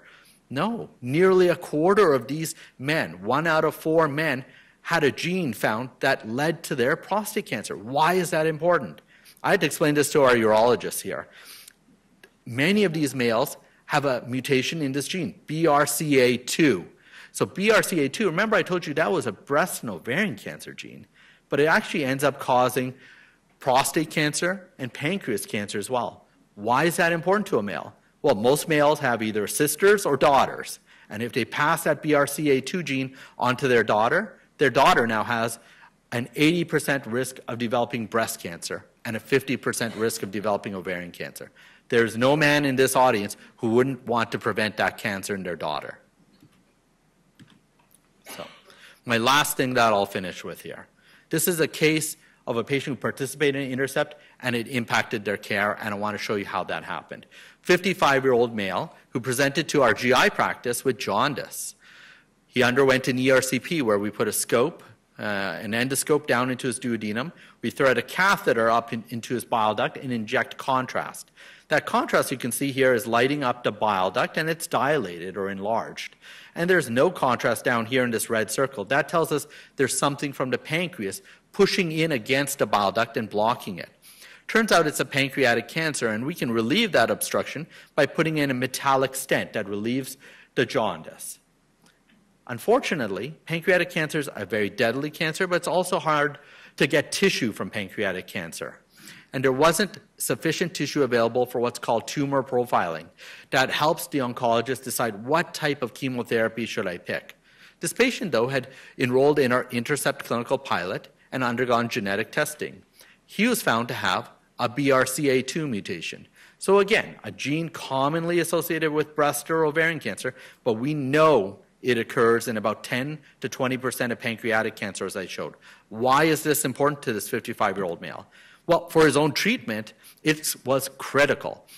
There are numerous studies now that show patients with pancreatic cancer, a very deadly cancer for which we have no other way of deciding on therapy, but the ones who have a BRCA1 or 2 mutation, highlighted in blue here, have a 60% better survival if you give them a certain type of chemotherapy that has platinum chemotherapy in it, or oxaliplatinum. So we are able to give him FOLFIRINOX, which has oxaliplatinum in it, instead of the common chemotherapy for pancreatic cancer, which is gemcitabine. So hopefully we have individualized his chemotherapy and improved his long-term survival based on that decision. And number 2, he has 6 relatives, 5 of which are women, including his daughter, who's a 19-year-old chemical engineering student at ASU. She underwent testing at no cost to her and was found to have a BRCA2 mutation.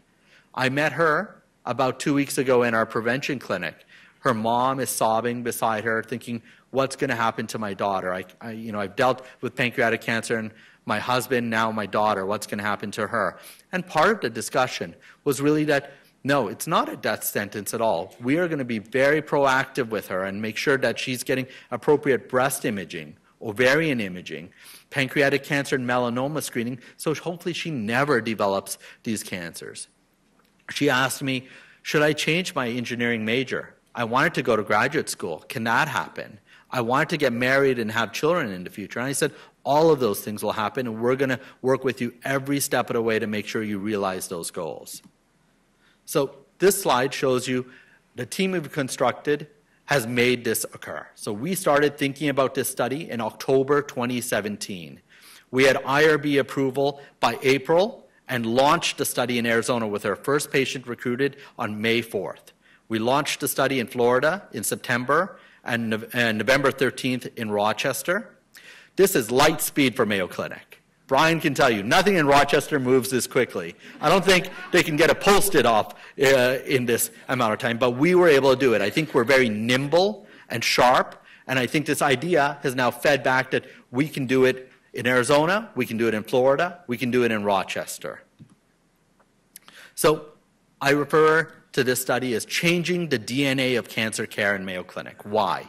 So Intercept sits here. We're looking for hereditary DNA mutations that lead to cancer.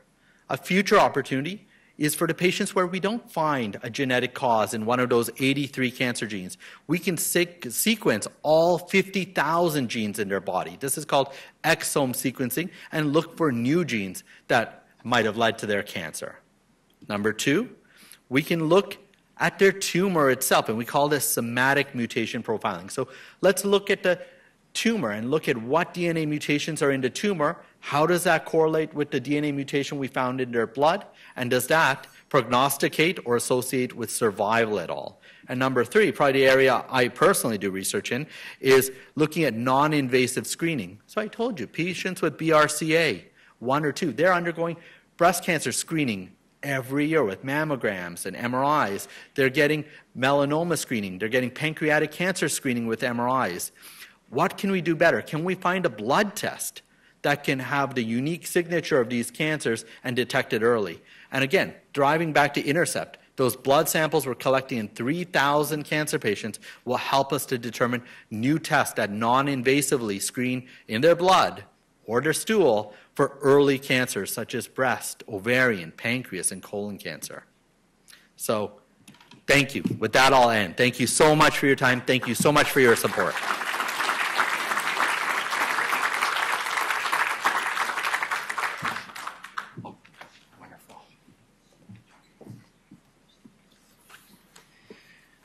Well, that's just a wonderful example of how we take some very basic science and apply it and bring it to the bedside in a very expeditious fashion. So we'll open the floor to questions later on after we hear our next speaker. So it's my pleasure to introduce Dr. Cynthia Townsend.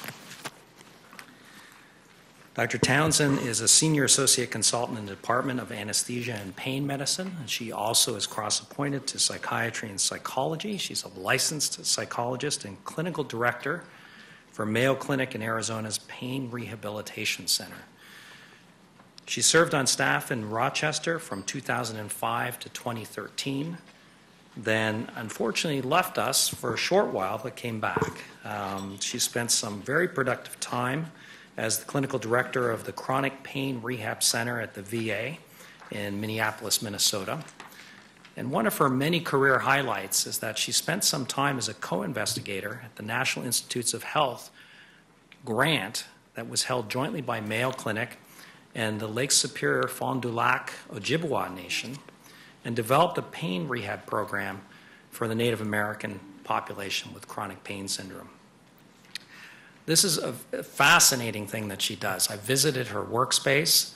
I've seen the impact that she has had on patients with chronic pain. You can imagine today's age with the opioid crisis that is not helped at all chronic pain patients, because many of these patients do need some type of treatment.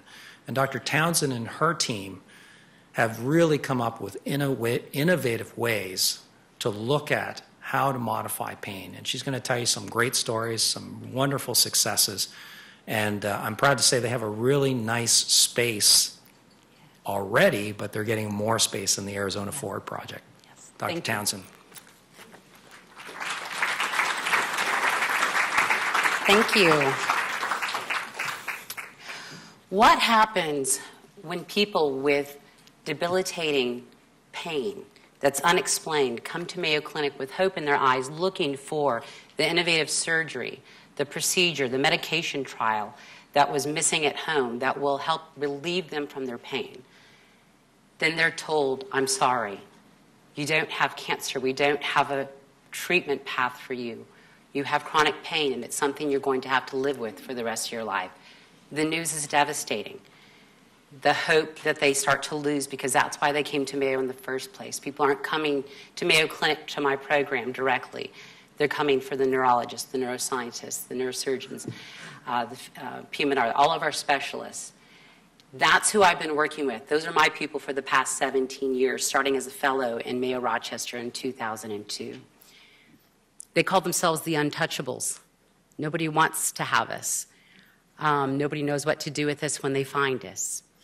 So I'm really proud that at Mayo Clinic, they have a long-standing history of not turning their back on these patients and their families. So in 1974, Mayo Clinic was one of the first hospitals in the nation that embraced a model that was starting to emerge that said, this patient population is complex. We need to have all the different disciplines working together. Very Mayo. We need the pain physician, pain psychologist, physical therapists, occupational therapists, and nursing staff, not only working together collaboratively, but simultaneously on the same patient at the same time. What we do is in a 3-week model, so patients and it's dedicated specifically to people with chronic pain. They were also one of the first at that time to build this program, to build this system. And when I joined in 2002, that was the work that I was set to do. When I joined staff in 2005, they told me this program's been around for 30 years. We want you to double the size, add a research infrastructure, and don't mess it up. During a time in the 1990s, there started to be about 200 programs similar to this. And decisions were made along that time. They realized that it was actually much more financially lucrative to close programs that had a high level of staff per patient ratio and instead open wings that allowed more procedural and financially benefiting procedures. So a lot of hospitals closed their units, and so we only had a small number of units left. During that time, Mayo not only stayed open, within a relatively short time later, not only did we double the size of our program in Rochester, but we added a program specifically dedicated to adolescents with chronic pain. A few years after that, we developed the program in 2011 in Jacksonville, Florida, and then we began establishing our program when I came here from Minnesota in 2016. In the early 2000s, about the time what we now call the opioid epidemic, you cannot open the news without reading about the devastating opioid epidemic. But we were told, you know, it's unethical to taper people off their pain medications, a model that we've had since 1974.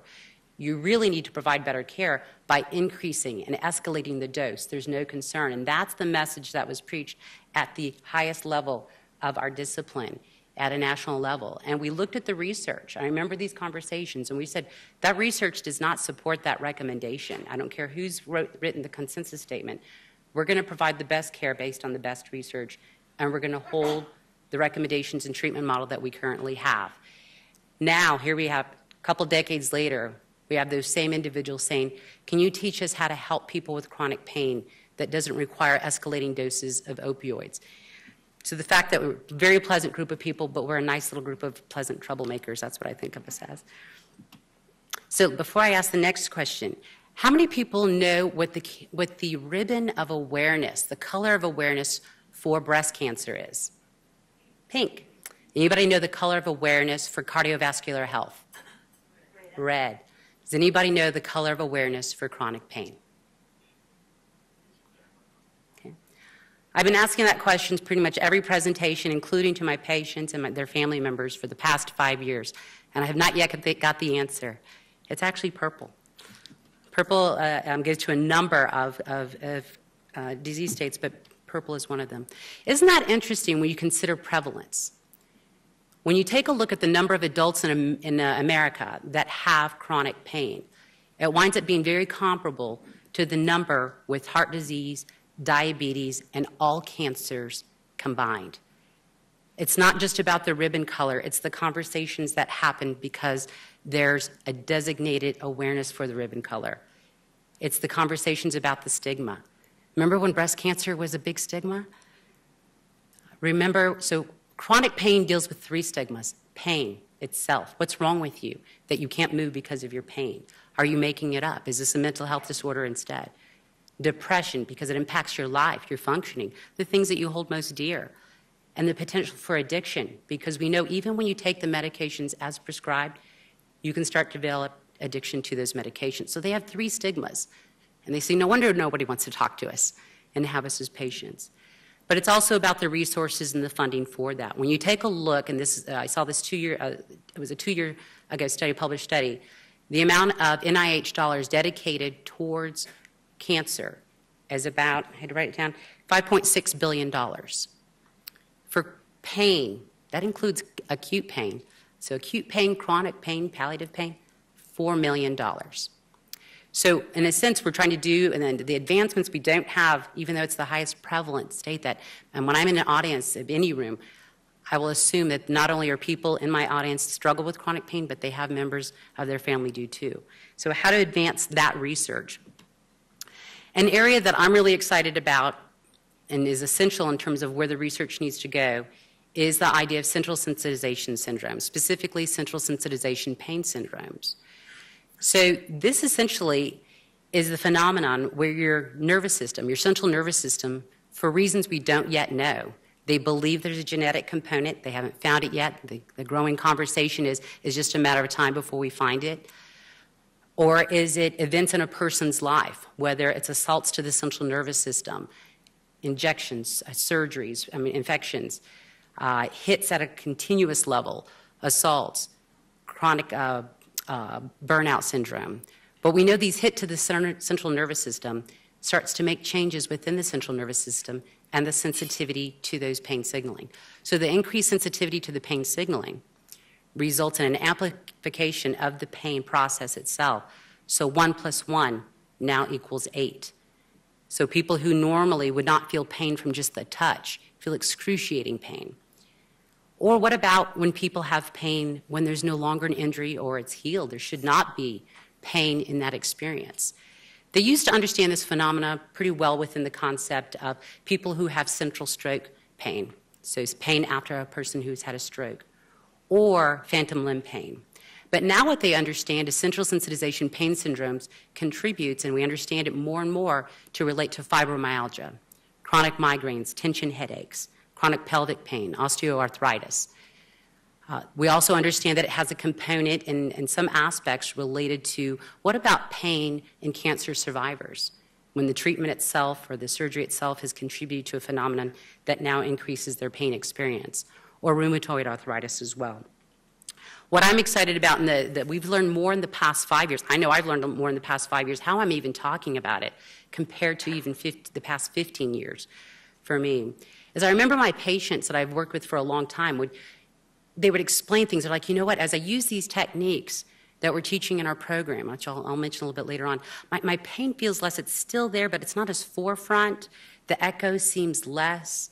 The recovery takes less time. And it kind of sounded like mind over mood. And I remember we would use that phrase with them. And they didn't know, but it's several patients that I would meet with and their colleagues would describe essentially the same phenomenon. And what they were describing was central sensitization. And the research now is starting to show that there's certain techniques that you can use that can start to reverse that phenomenon. It's in its infancy as research, but it's definitely where we need to go with it. One of the things that we must not also forget, and one of the things that I'm proud that we do and just need to do better of, is how to remember that our patients also have family members. This has been a part, when I was a fellow, they asked me to build the family and contribute and grow the family component for our program. And it was actually at the request of our family members.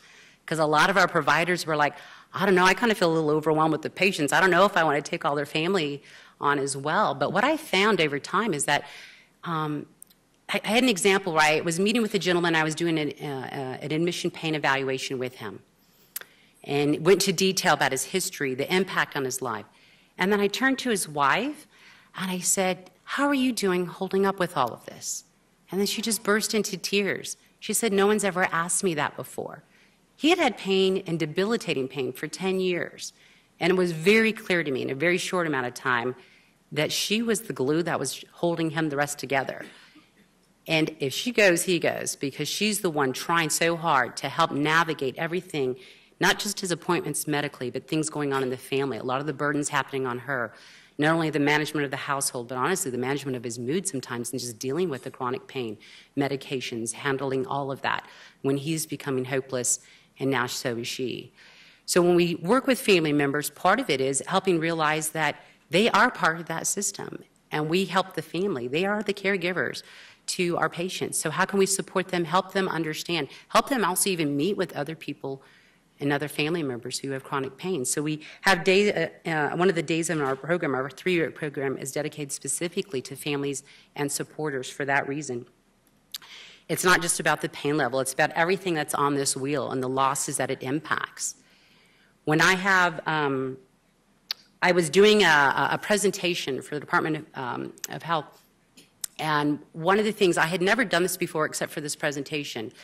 I did not know until I did this, and this is literally a month ago, that when you look at the literature, the impact on the family, children born to parents who have chronic pain have some of the same negative poor outcomes as those children who are born to parents with addiction. Part of it being the chaotic lifestyle, holding the breath, hoping that it's going to be a good day for all of us, and then making the plans accordingly.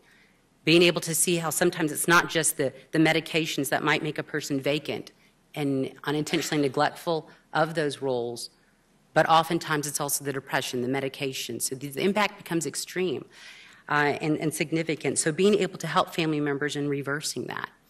The ripple effect is something that I'm very passionate about, not only because you see it impact the family, but what about when the ripple effect goes in the other direction? And that's why patients come to our program, is they want part of that ripple effect. They come there for the pain, and they start to see the healing go in another direction. And I have a little video clip in a moment, but Carl was one of my patients in Rochester in 2009. He was described as the biggest skeptic. He was literally, now I've been practicing about 17 years specifically in a pain rehabilitation program, literally one of the top 5 angriest people I've ever worked with.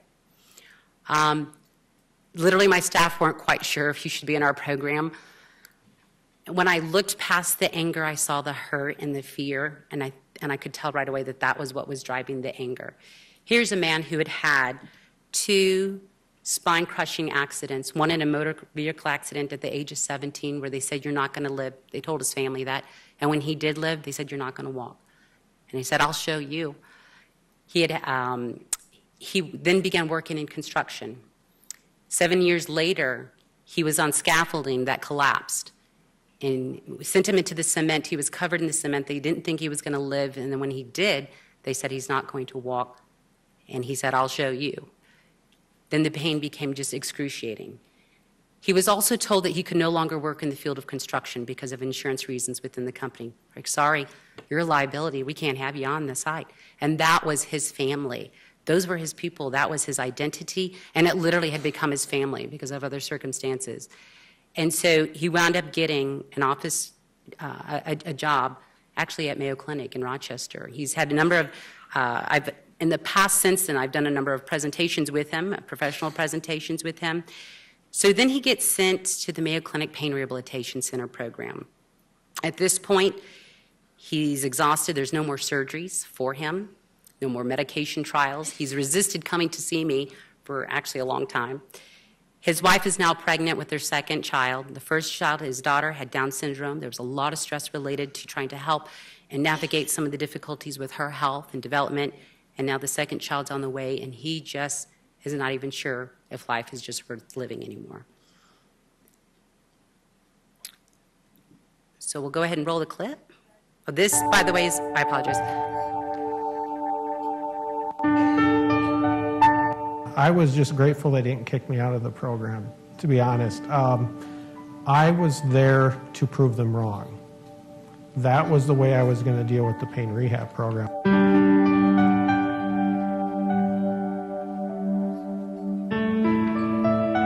I was angry with physicians because they couldn't fix me, but looking back now, I'm also grateful for physicians for not giving me what I wanted at the time.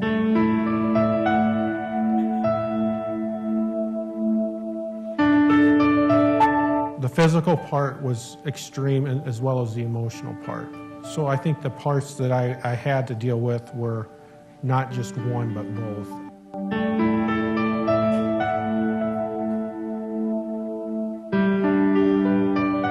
They can educate you on the chronic pain and on your different thoughts, feelings, and behaviors, but when it really comes down to it, to be able to see other people who are doing the work and making these positive changes in their life, that's powerful.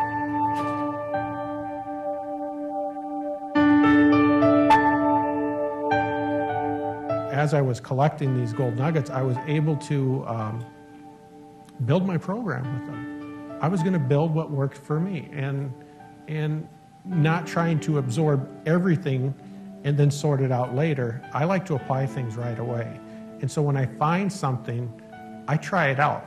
And that was really powerful for me.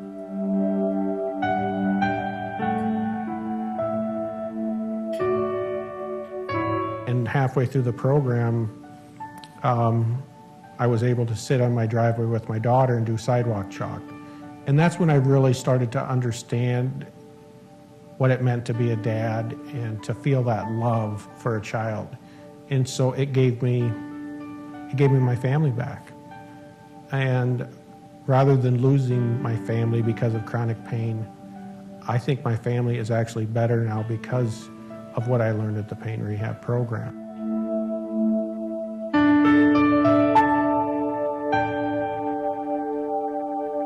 And I still have difficult days. There's no doubt about that. You're still going to have difficult days.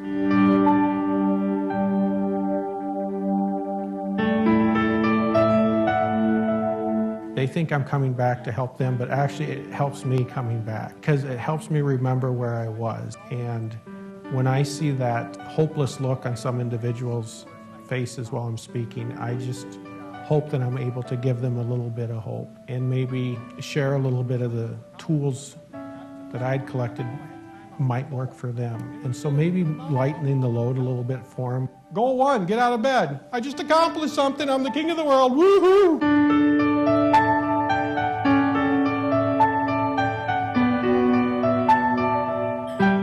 The employees there, they're wonderful. And I think it's the best program for self-help that I've ever seen. Just finding individuals to talk to or someone to listen. And I think that's what really makes this great, is those people that work there. And so I'm grateful for all of them every day.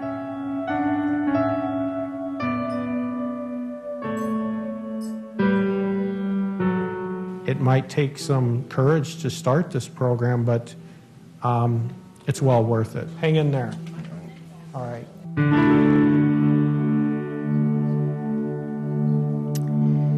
So we did that promo in 2015, and I love when Carl shares that he tries to offer hope to other people, the ripple effect. Because I remember when he came into the program, and he had none. So I said, okay, we're going to loan you some of ours. Right? And you're going to do the program, and you're not sure about the answer. You're skeptical. I get that. You should be. You've tried everything. But I want you to put 100% to get an honest answer at the end of it. And let's see what you get. And he said, all right. That's how I got him to stop being mad at me. So then he did well in the program, and he did come back, and he started sharing. And he was continuing in school. When he was in the program, initially, he wasn't going to go back. He wasn't going to go to school. He'd been in construction. Who goes to construction and then goes to become a social worker? So last year, I'd moved. I'd gone to the VA, and I came here, and I'd done some presentations with him in between time. He was part of the Fond du Lac presentation. And then I sent a note to him, and then he didn't answer back. And he always answered back to my email, like immediately. I was like, hey, what happened to Carl? I was really worried about him, actually. I pulled up the directory, and he wasn't in the directory anymore. I'm like, oh, no, something bad happened. I called the staff and I said, hey, do you guys know what happened to Carl? And they said, oh, yeah, didn't you hear? Since he completed his social work degree, now he's working at Teen Challenge in Minnesota, helping adults with addiction. So, and now he teaches them. And he has this authentic, wonderful, the best sense of humor. The man that I remember pushing myself away from at the table when I sat next to him, involuntarily, because he has such a negative, angry energy. And now he has the greatest sense of humor. And the effect that he starts to have in the ripple in the other direction, and I've seen it also within his family. The model of care that he's talking about and we're moving from is, so the limited model of care, which has been longstanding and in many clinics is still the focus, is if we just decrease the pain, then your functioning will improve. And it will decrease that by any means possible: surgery, injections, procedures, surgeries, and more medications of different types. More medications, opioids, muscle relaxants, sleep medications, and now I think we need to add something to help to keep you awake, okay, because now you're too sedative. So that's the model of care that we've been seeing nationally. It's been problematic. Within the model that's been part of the tradition, that we're now adding the new tradition of understanding the neuroscience of it, says actually the neuroscience of chronic pain suggests that that's not the best way, and the best way is if we actually focus on functioning. Our purpose, the aspects of our pain that we can have control. Purpose meaning not the meaning of my pain, but the meaning of my life, the things that I value. Sitting on a bleacher, being able to watch my grandkids, being able to do activities with the family, not have to duck out in the back room or cancel altogether at the last minute, leaving my spouse alone. Finding those purposes. When we actually start to figure out ways to kind of increase those areas of functioning, we actually do see the pain and the suffering decrease. And that correlates exactly with other areas of the brain that we're also trying to, frankly, calm down within the central nervous system. The components of our program, so there's about 105 hours within the 3 weeks and about 44 components within that. So they're not just learning them academically, they're literally practicing them, kind of like an immersion program. They're learning it, they're practicing, because they're still in pain when they come to the program, and we're teaching the techniques, the cognitive behavior therapy, and the responses and support of how to make those changes. The behavior activation, because one of the very first things that happens is when they treat chronic pain as if it's acute pain, which means you should withdraw, do less activity, move away. And that's actually the opposite. But how to do that in a way that's safer and more healthy in the long term. Occupational therapy and physical therapy, they're pragmatic things to actually get better. Not overdoing it, though. We see a lot of perfectionistic people who do a lot of activity, a lot of previously high-level athletes that want to return to that level, not realizing that sometimes the highest level of exercise actually increases the stress response within our systems that make the likelihood of the central sensitization process worse. Opioid withdrawal, we actually find, and they're usually surprised, absolutely skeptical, the first top of the list was fine until I start talking about, we're going to take you off your pain medications, your muscle relaxants, and your Ambien. And their eyes get really big. I have a lot of body of research on this, a lot of programs like ours do, and some of my colleagues in Florida and in Rochester. And we find that actually patients do better when we take them off these medications, these mixes of medications, and we add the techniques that we were talking about instead.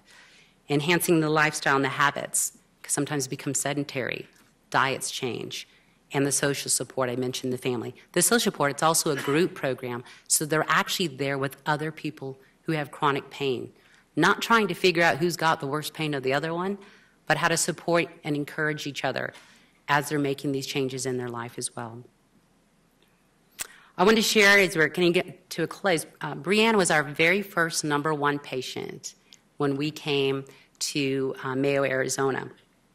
And part of it, she came with significant abdominal pain, Crohn's diagnosis, to the point that she was no longer able to, she was on academic probation at ASU. She was now in a position with her family. I remember her mom cried when she shared, my daughters used to be the best sisters. They were such best friends, and now they can't stand each other. The resentment, the pain, the irritability, the pain was kind of a divide between the two of them in ways that they had not meant to, and it had never been there before. So she describes that I spent most of my time hiding from the world and not being able to focus, and now she came in, she was 22 going on 23, and now she has no future. She has no light at the age of 22. She came to our program. If you're on any of the Mayo media sites, we just finished the videotaping with her, and they're doing the editing now. So you'll if you see that picture, you'll get to see her. She's a delightful young woman. She graduated now 2.5 years ago, and she comes back. I just saw her a couple of weeks ago, where she's living her life. She's now not only back in school, but she's now been on the dean's list. She's now trying to figure out what she decided to major in psychology. I did not influence that, but I do support it. And I have this habit, when I see family members with my patients in the waiting room, I look to the family member first, because I will look at how haggard their face looks or how much they're smiling, and I can tell what kind of visit this is going to be. It's just a habit I picked up along the way. And her mom was grinning ear to ear, because she said, you should see, I said, Brianne, tell them what you and your sister are going to do. Like, oh, we're going to go on a sister trip. We're so excited. We haven't been on one. That was also related to a goal that Brianne had not had her. She was 22 now. She did not have her driver's license because the number of sickness and hospitalizations and things kind of had prevented her from just going towards normal stages in her life. So the ripple effect in that, as well as what her future career will be. I've been really excited. This is the future not just being people who come to our program and their ripple effect, but many of you might not know, so Arizona Department of Health Services, in response to Governor Ducey's opioid action plan, is we were to the point where 2 Arizonans a day were dying from opioid overdose in Arizona. And so there was a call to say, now that we know those numbers, let's stop admiring it from different directions and graphs. We need to make changes. So there's been a number of changes in terms of education requirements, looking at databases to see where patients are getting opioids, who has access to naloxone to help with opioid, with overdoses. But there was a component written in there that said, we need to change how providers are trained. Because anyone trained in the past 20 plus years is on the old model of a palliative approach to a non-cancer pain system. So part of it is how to start training all the new trainees. And so what they did, Dr. Lisa Villarreal was able to coordinate all 18 schools in Arizona, including Mayo Medical School in Arizona, all the different deans and curriculum specialists to start developing what that new curriculum will be.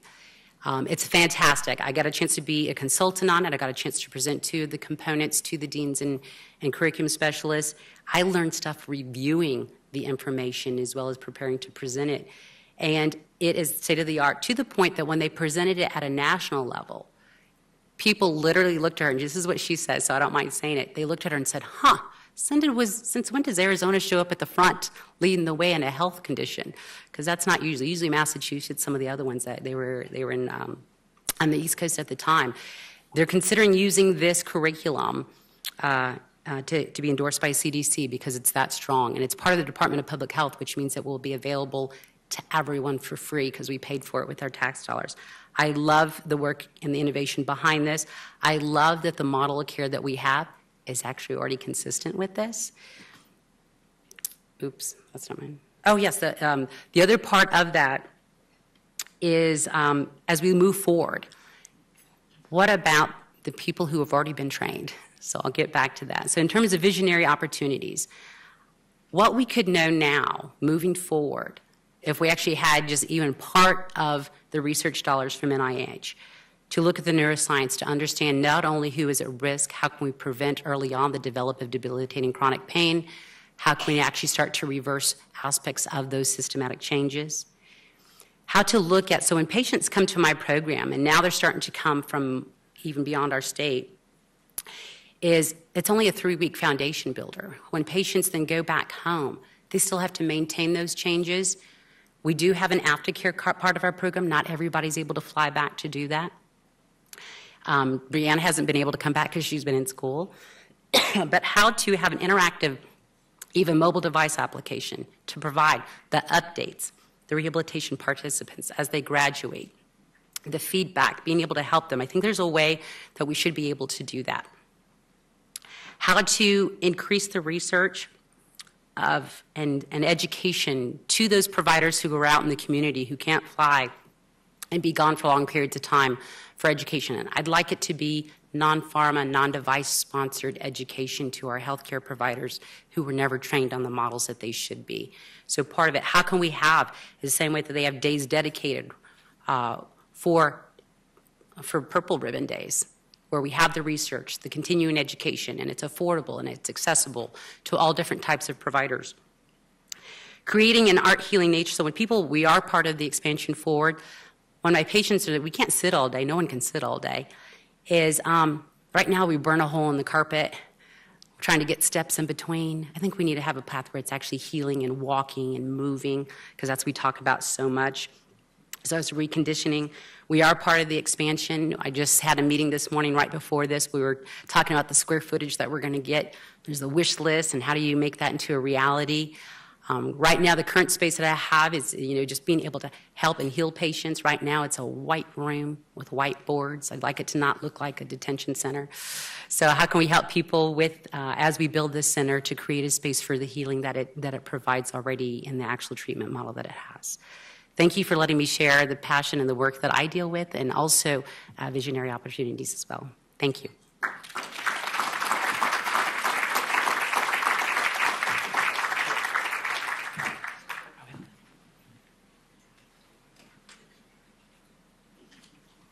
I'll ask Dr. Smatter to come back up as well. Well, I think we've just seen two pretty big unmet needs met here at Mayo Clinic in Arizona. It's remarkable, I think, the work that both of these consultants have presented. And every day I come to work, I'm astounded at the people that I work with. So the fact that we have these pain patients who are the untouchables, and we have cancer patients and their families who are undiagnosed, and we can prevent their disease, I think is a pretty powerful thing that we're seeing here. And this can only be done through your partnership. So we're so grateful that you're here today as supporters of Mayo Clinic. I hope we've shown you that your investment is bearing fruit for all the patients that we care for, and probably some of us here in the audience as well.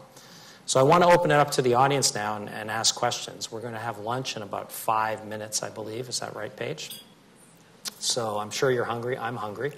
So we have people in the audience that work for our development department, and they have microphones. So they'll wave at me when someone has a microphone, and Carolyn over there has someone. Yes, sir.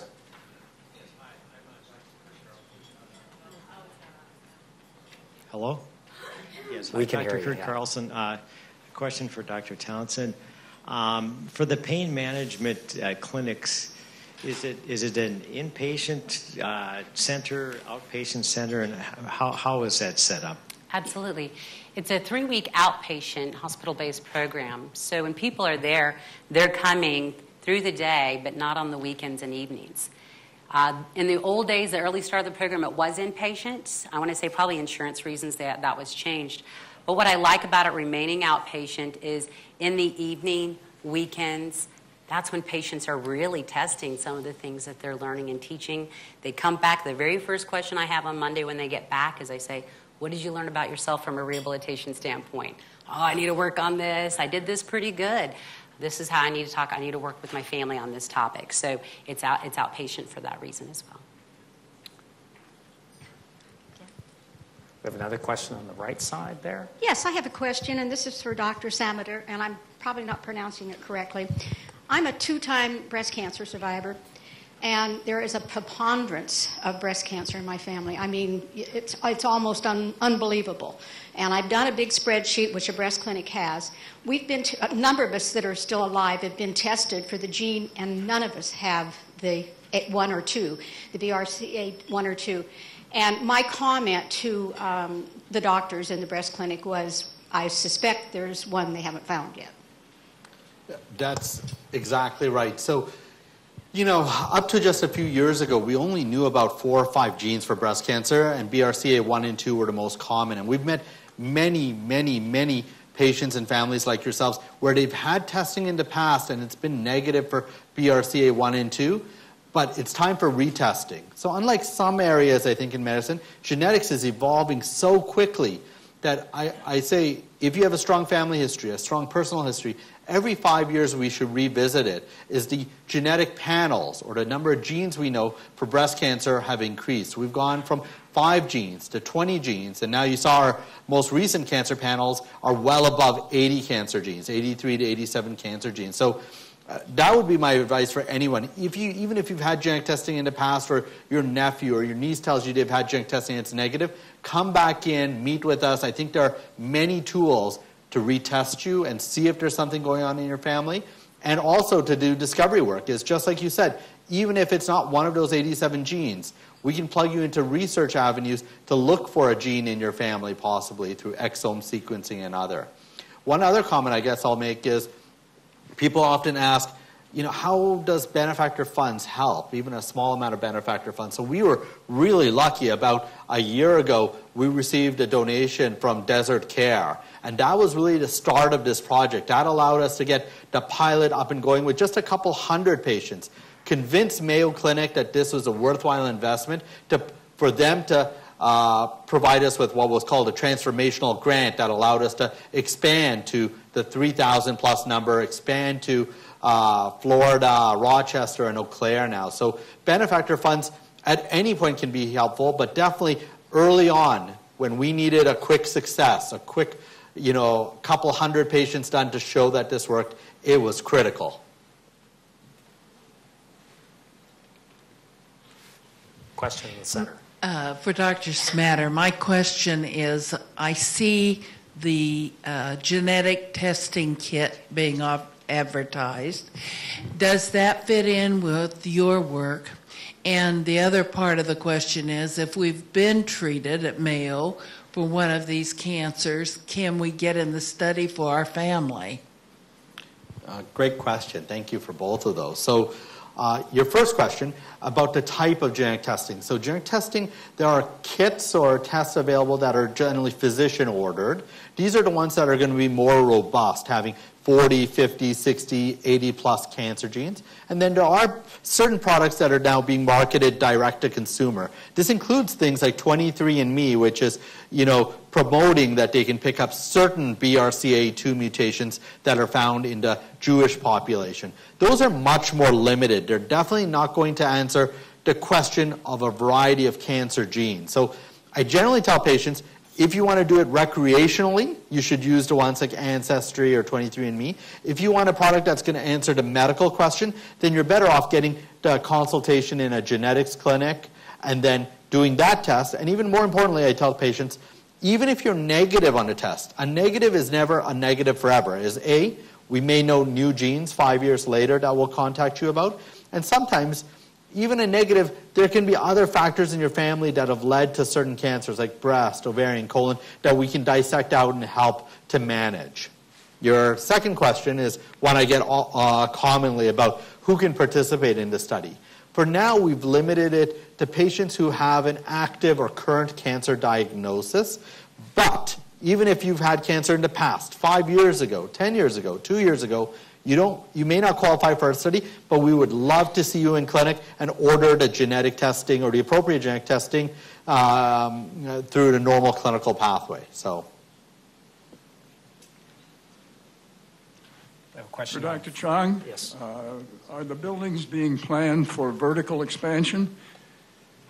Yes, two of the buildings, I should say the new building on the west side is actually structured, I think, to go up 15 stories, and we're not building all 15 at once. The hospital itself was built to go up to 9 stories, and we haven't added the 2 on. The far east side of the campus, where the Mayo Clinic Phoenix building is now, has 3 floors on it now, and we'll be adding an additional 4 floors, and it's still structured to go up an additional 2 more floors.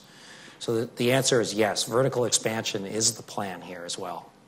Will you also have the potential for skyways or subways so people don't have to walk outside during the summer? Yeah. No, I hear you, believe me, big time. As someone who works on this campus, the sprawling nature of our growth really, you can see all of us, we have a slightly white tinge to our complexion because we're all smothered in sunscreen all day long. So I understand your concern.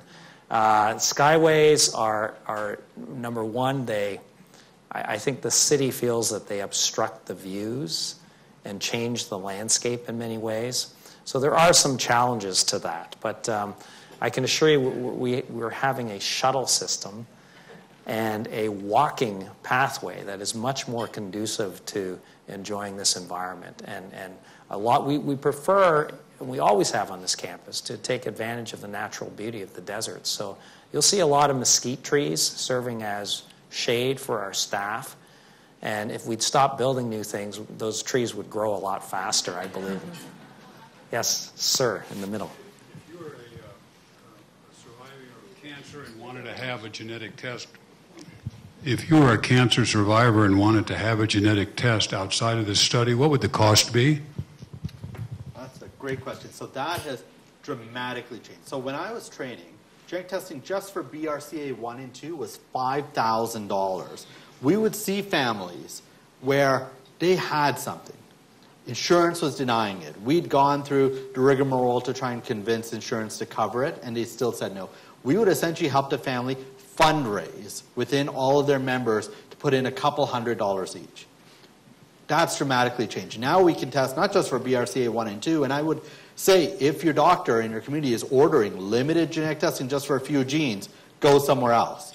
You want expanded panel testing where you're covering a large number of cancer genes, not just for breast or ovarian, colon, pancreas, prostate cancer, many different genes. The cost has fallen to $250 out of pocket. Even if you have zero insurance, the companies will do it for $250. Now, I think this is a no-brainer. Maybe I can ask Dr. Townsend a similar question. Is how do patients access your program, and then what are the criteria?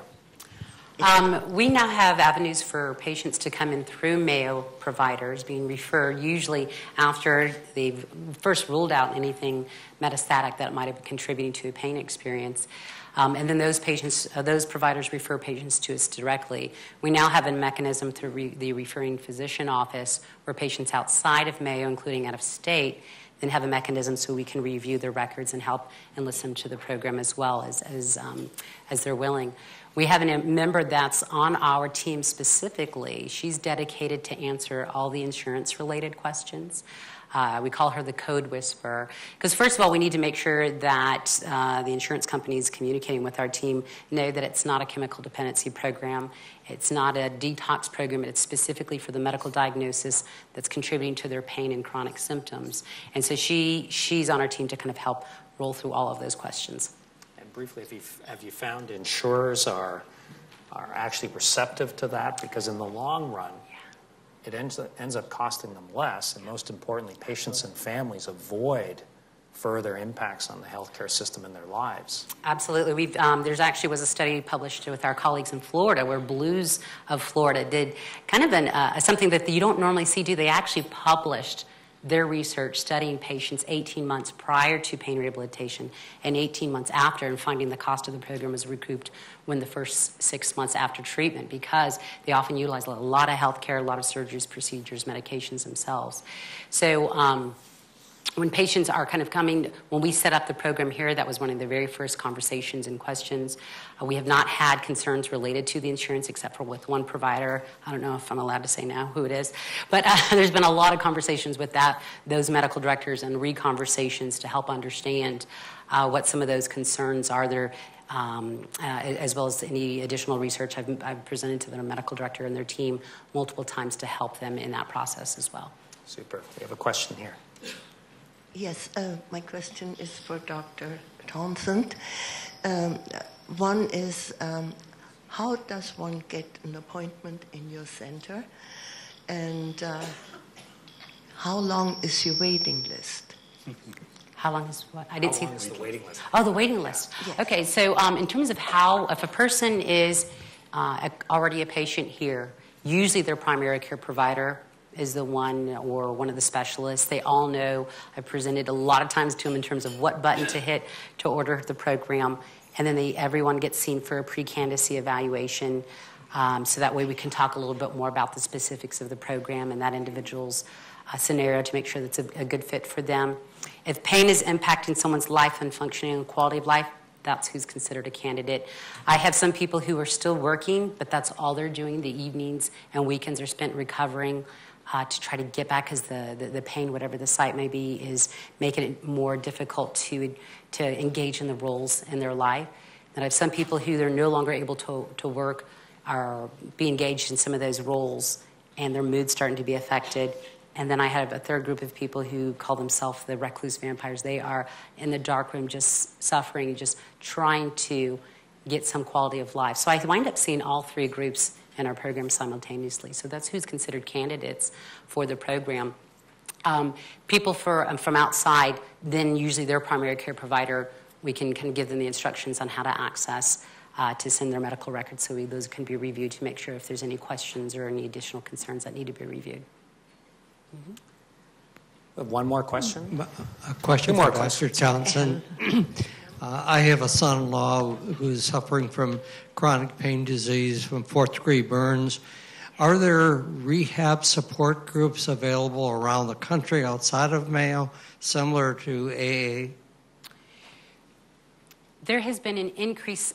The hard part sometimes with chronic pain rehabilitation support, sometimes it depends if they're more related to medications and pain medications. Narcotics Anonymous is one of those. Some people feel comfortable participating in those. They realize they just want to have the support to make sure they maintain off medications if that had become a concern for them. And then I'll have other patients who say, you know what, I only took the medications as prescribed. There's no other, I don't have any other relationship with them, so I don't feel comfortable going to some of those supports. Sometimes people find support groups directly related to their fibromyalgia support group, migraine support group, and advocacy groups. And it kind of depends on how they find those to be the most helpful for them, depending on if they're more kind of forward and supportive or if they have some people say that, I feel like everyone focused on the negative, and I need to really be with a positive group that helps me move forward in my life and goals and learning new techniques. So there's not one specific one, but so it kind of depends on that person's needs to kind of how to support them too. One last question in the center. This question is for Dr. Samander. I have a history of a mother and father dying of cancer, brain and bladder, many years ago now. And am I eligible at all to be in this program even though I have not been diagnosed with cancer? To just be tested? You're definitely eligible to be seen in our clinical program, and not the pilot, but in our normal cancer genetics clinic. We run that every week, 2 or 3 times a week. Plus, we have genetic counselors running clinics alternate days of the week from me. And we would offer testing through you, especially if your parents developed cancer at a young age or you're interested in genetic testing. So for sure, there's entry into this program both through the pilot, where we're trying to gather data and answer this research question of should we do genetic testing in all cancer patients, but there's always a clinical pathway into our program as well. The other thing is I think this program is, we think the results have already been very exciting that I've shown you and will influence cancer care at Mayo, but I think it's going to go well beyond the borders of Mayo. We are the largest cancer center in the U.S. doing this pilot now. I think the results will transform cancer care across the United States. Well, I want to thank our speakers. They did a great job today. And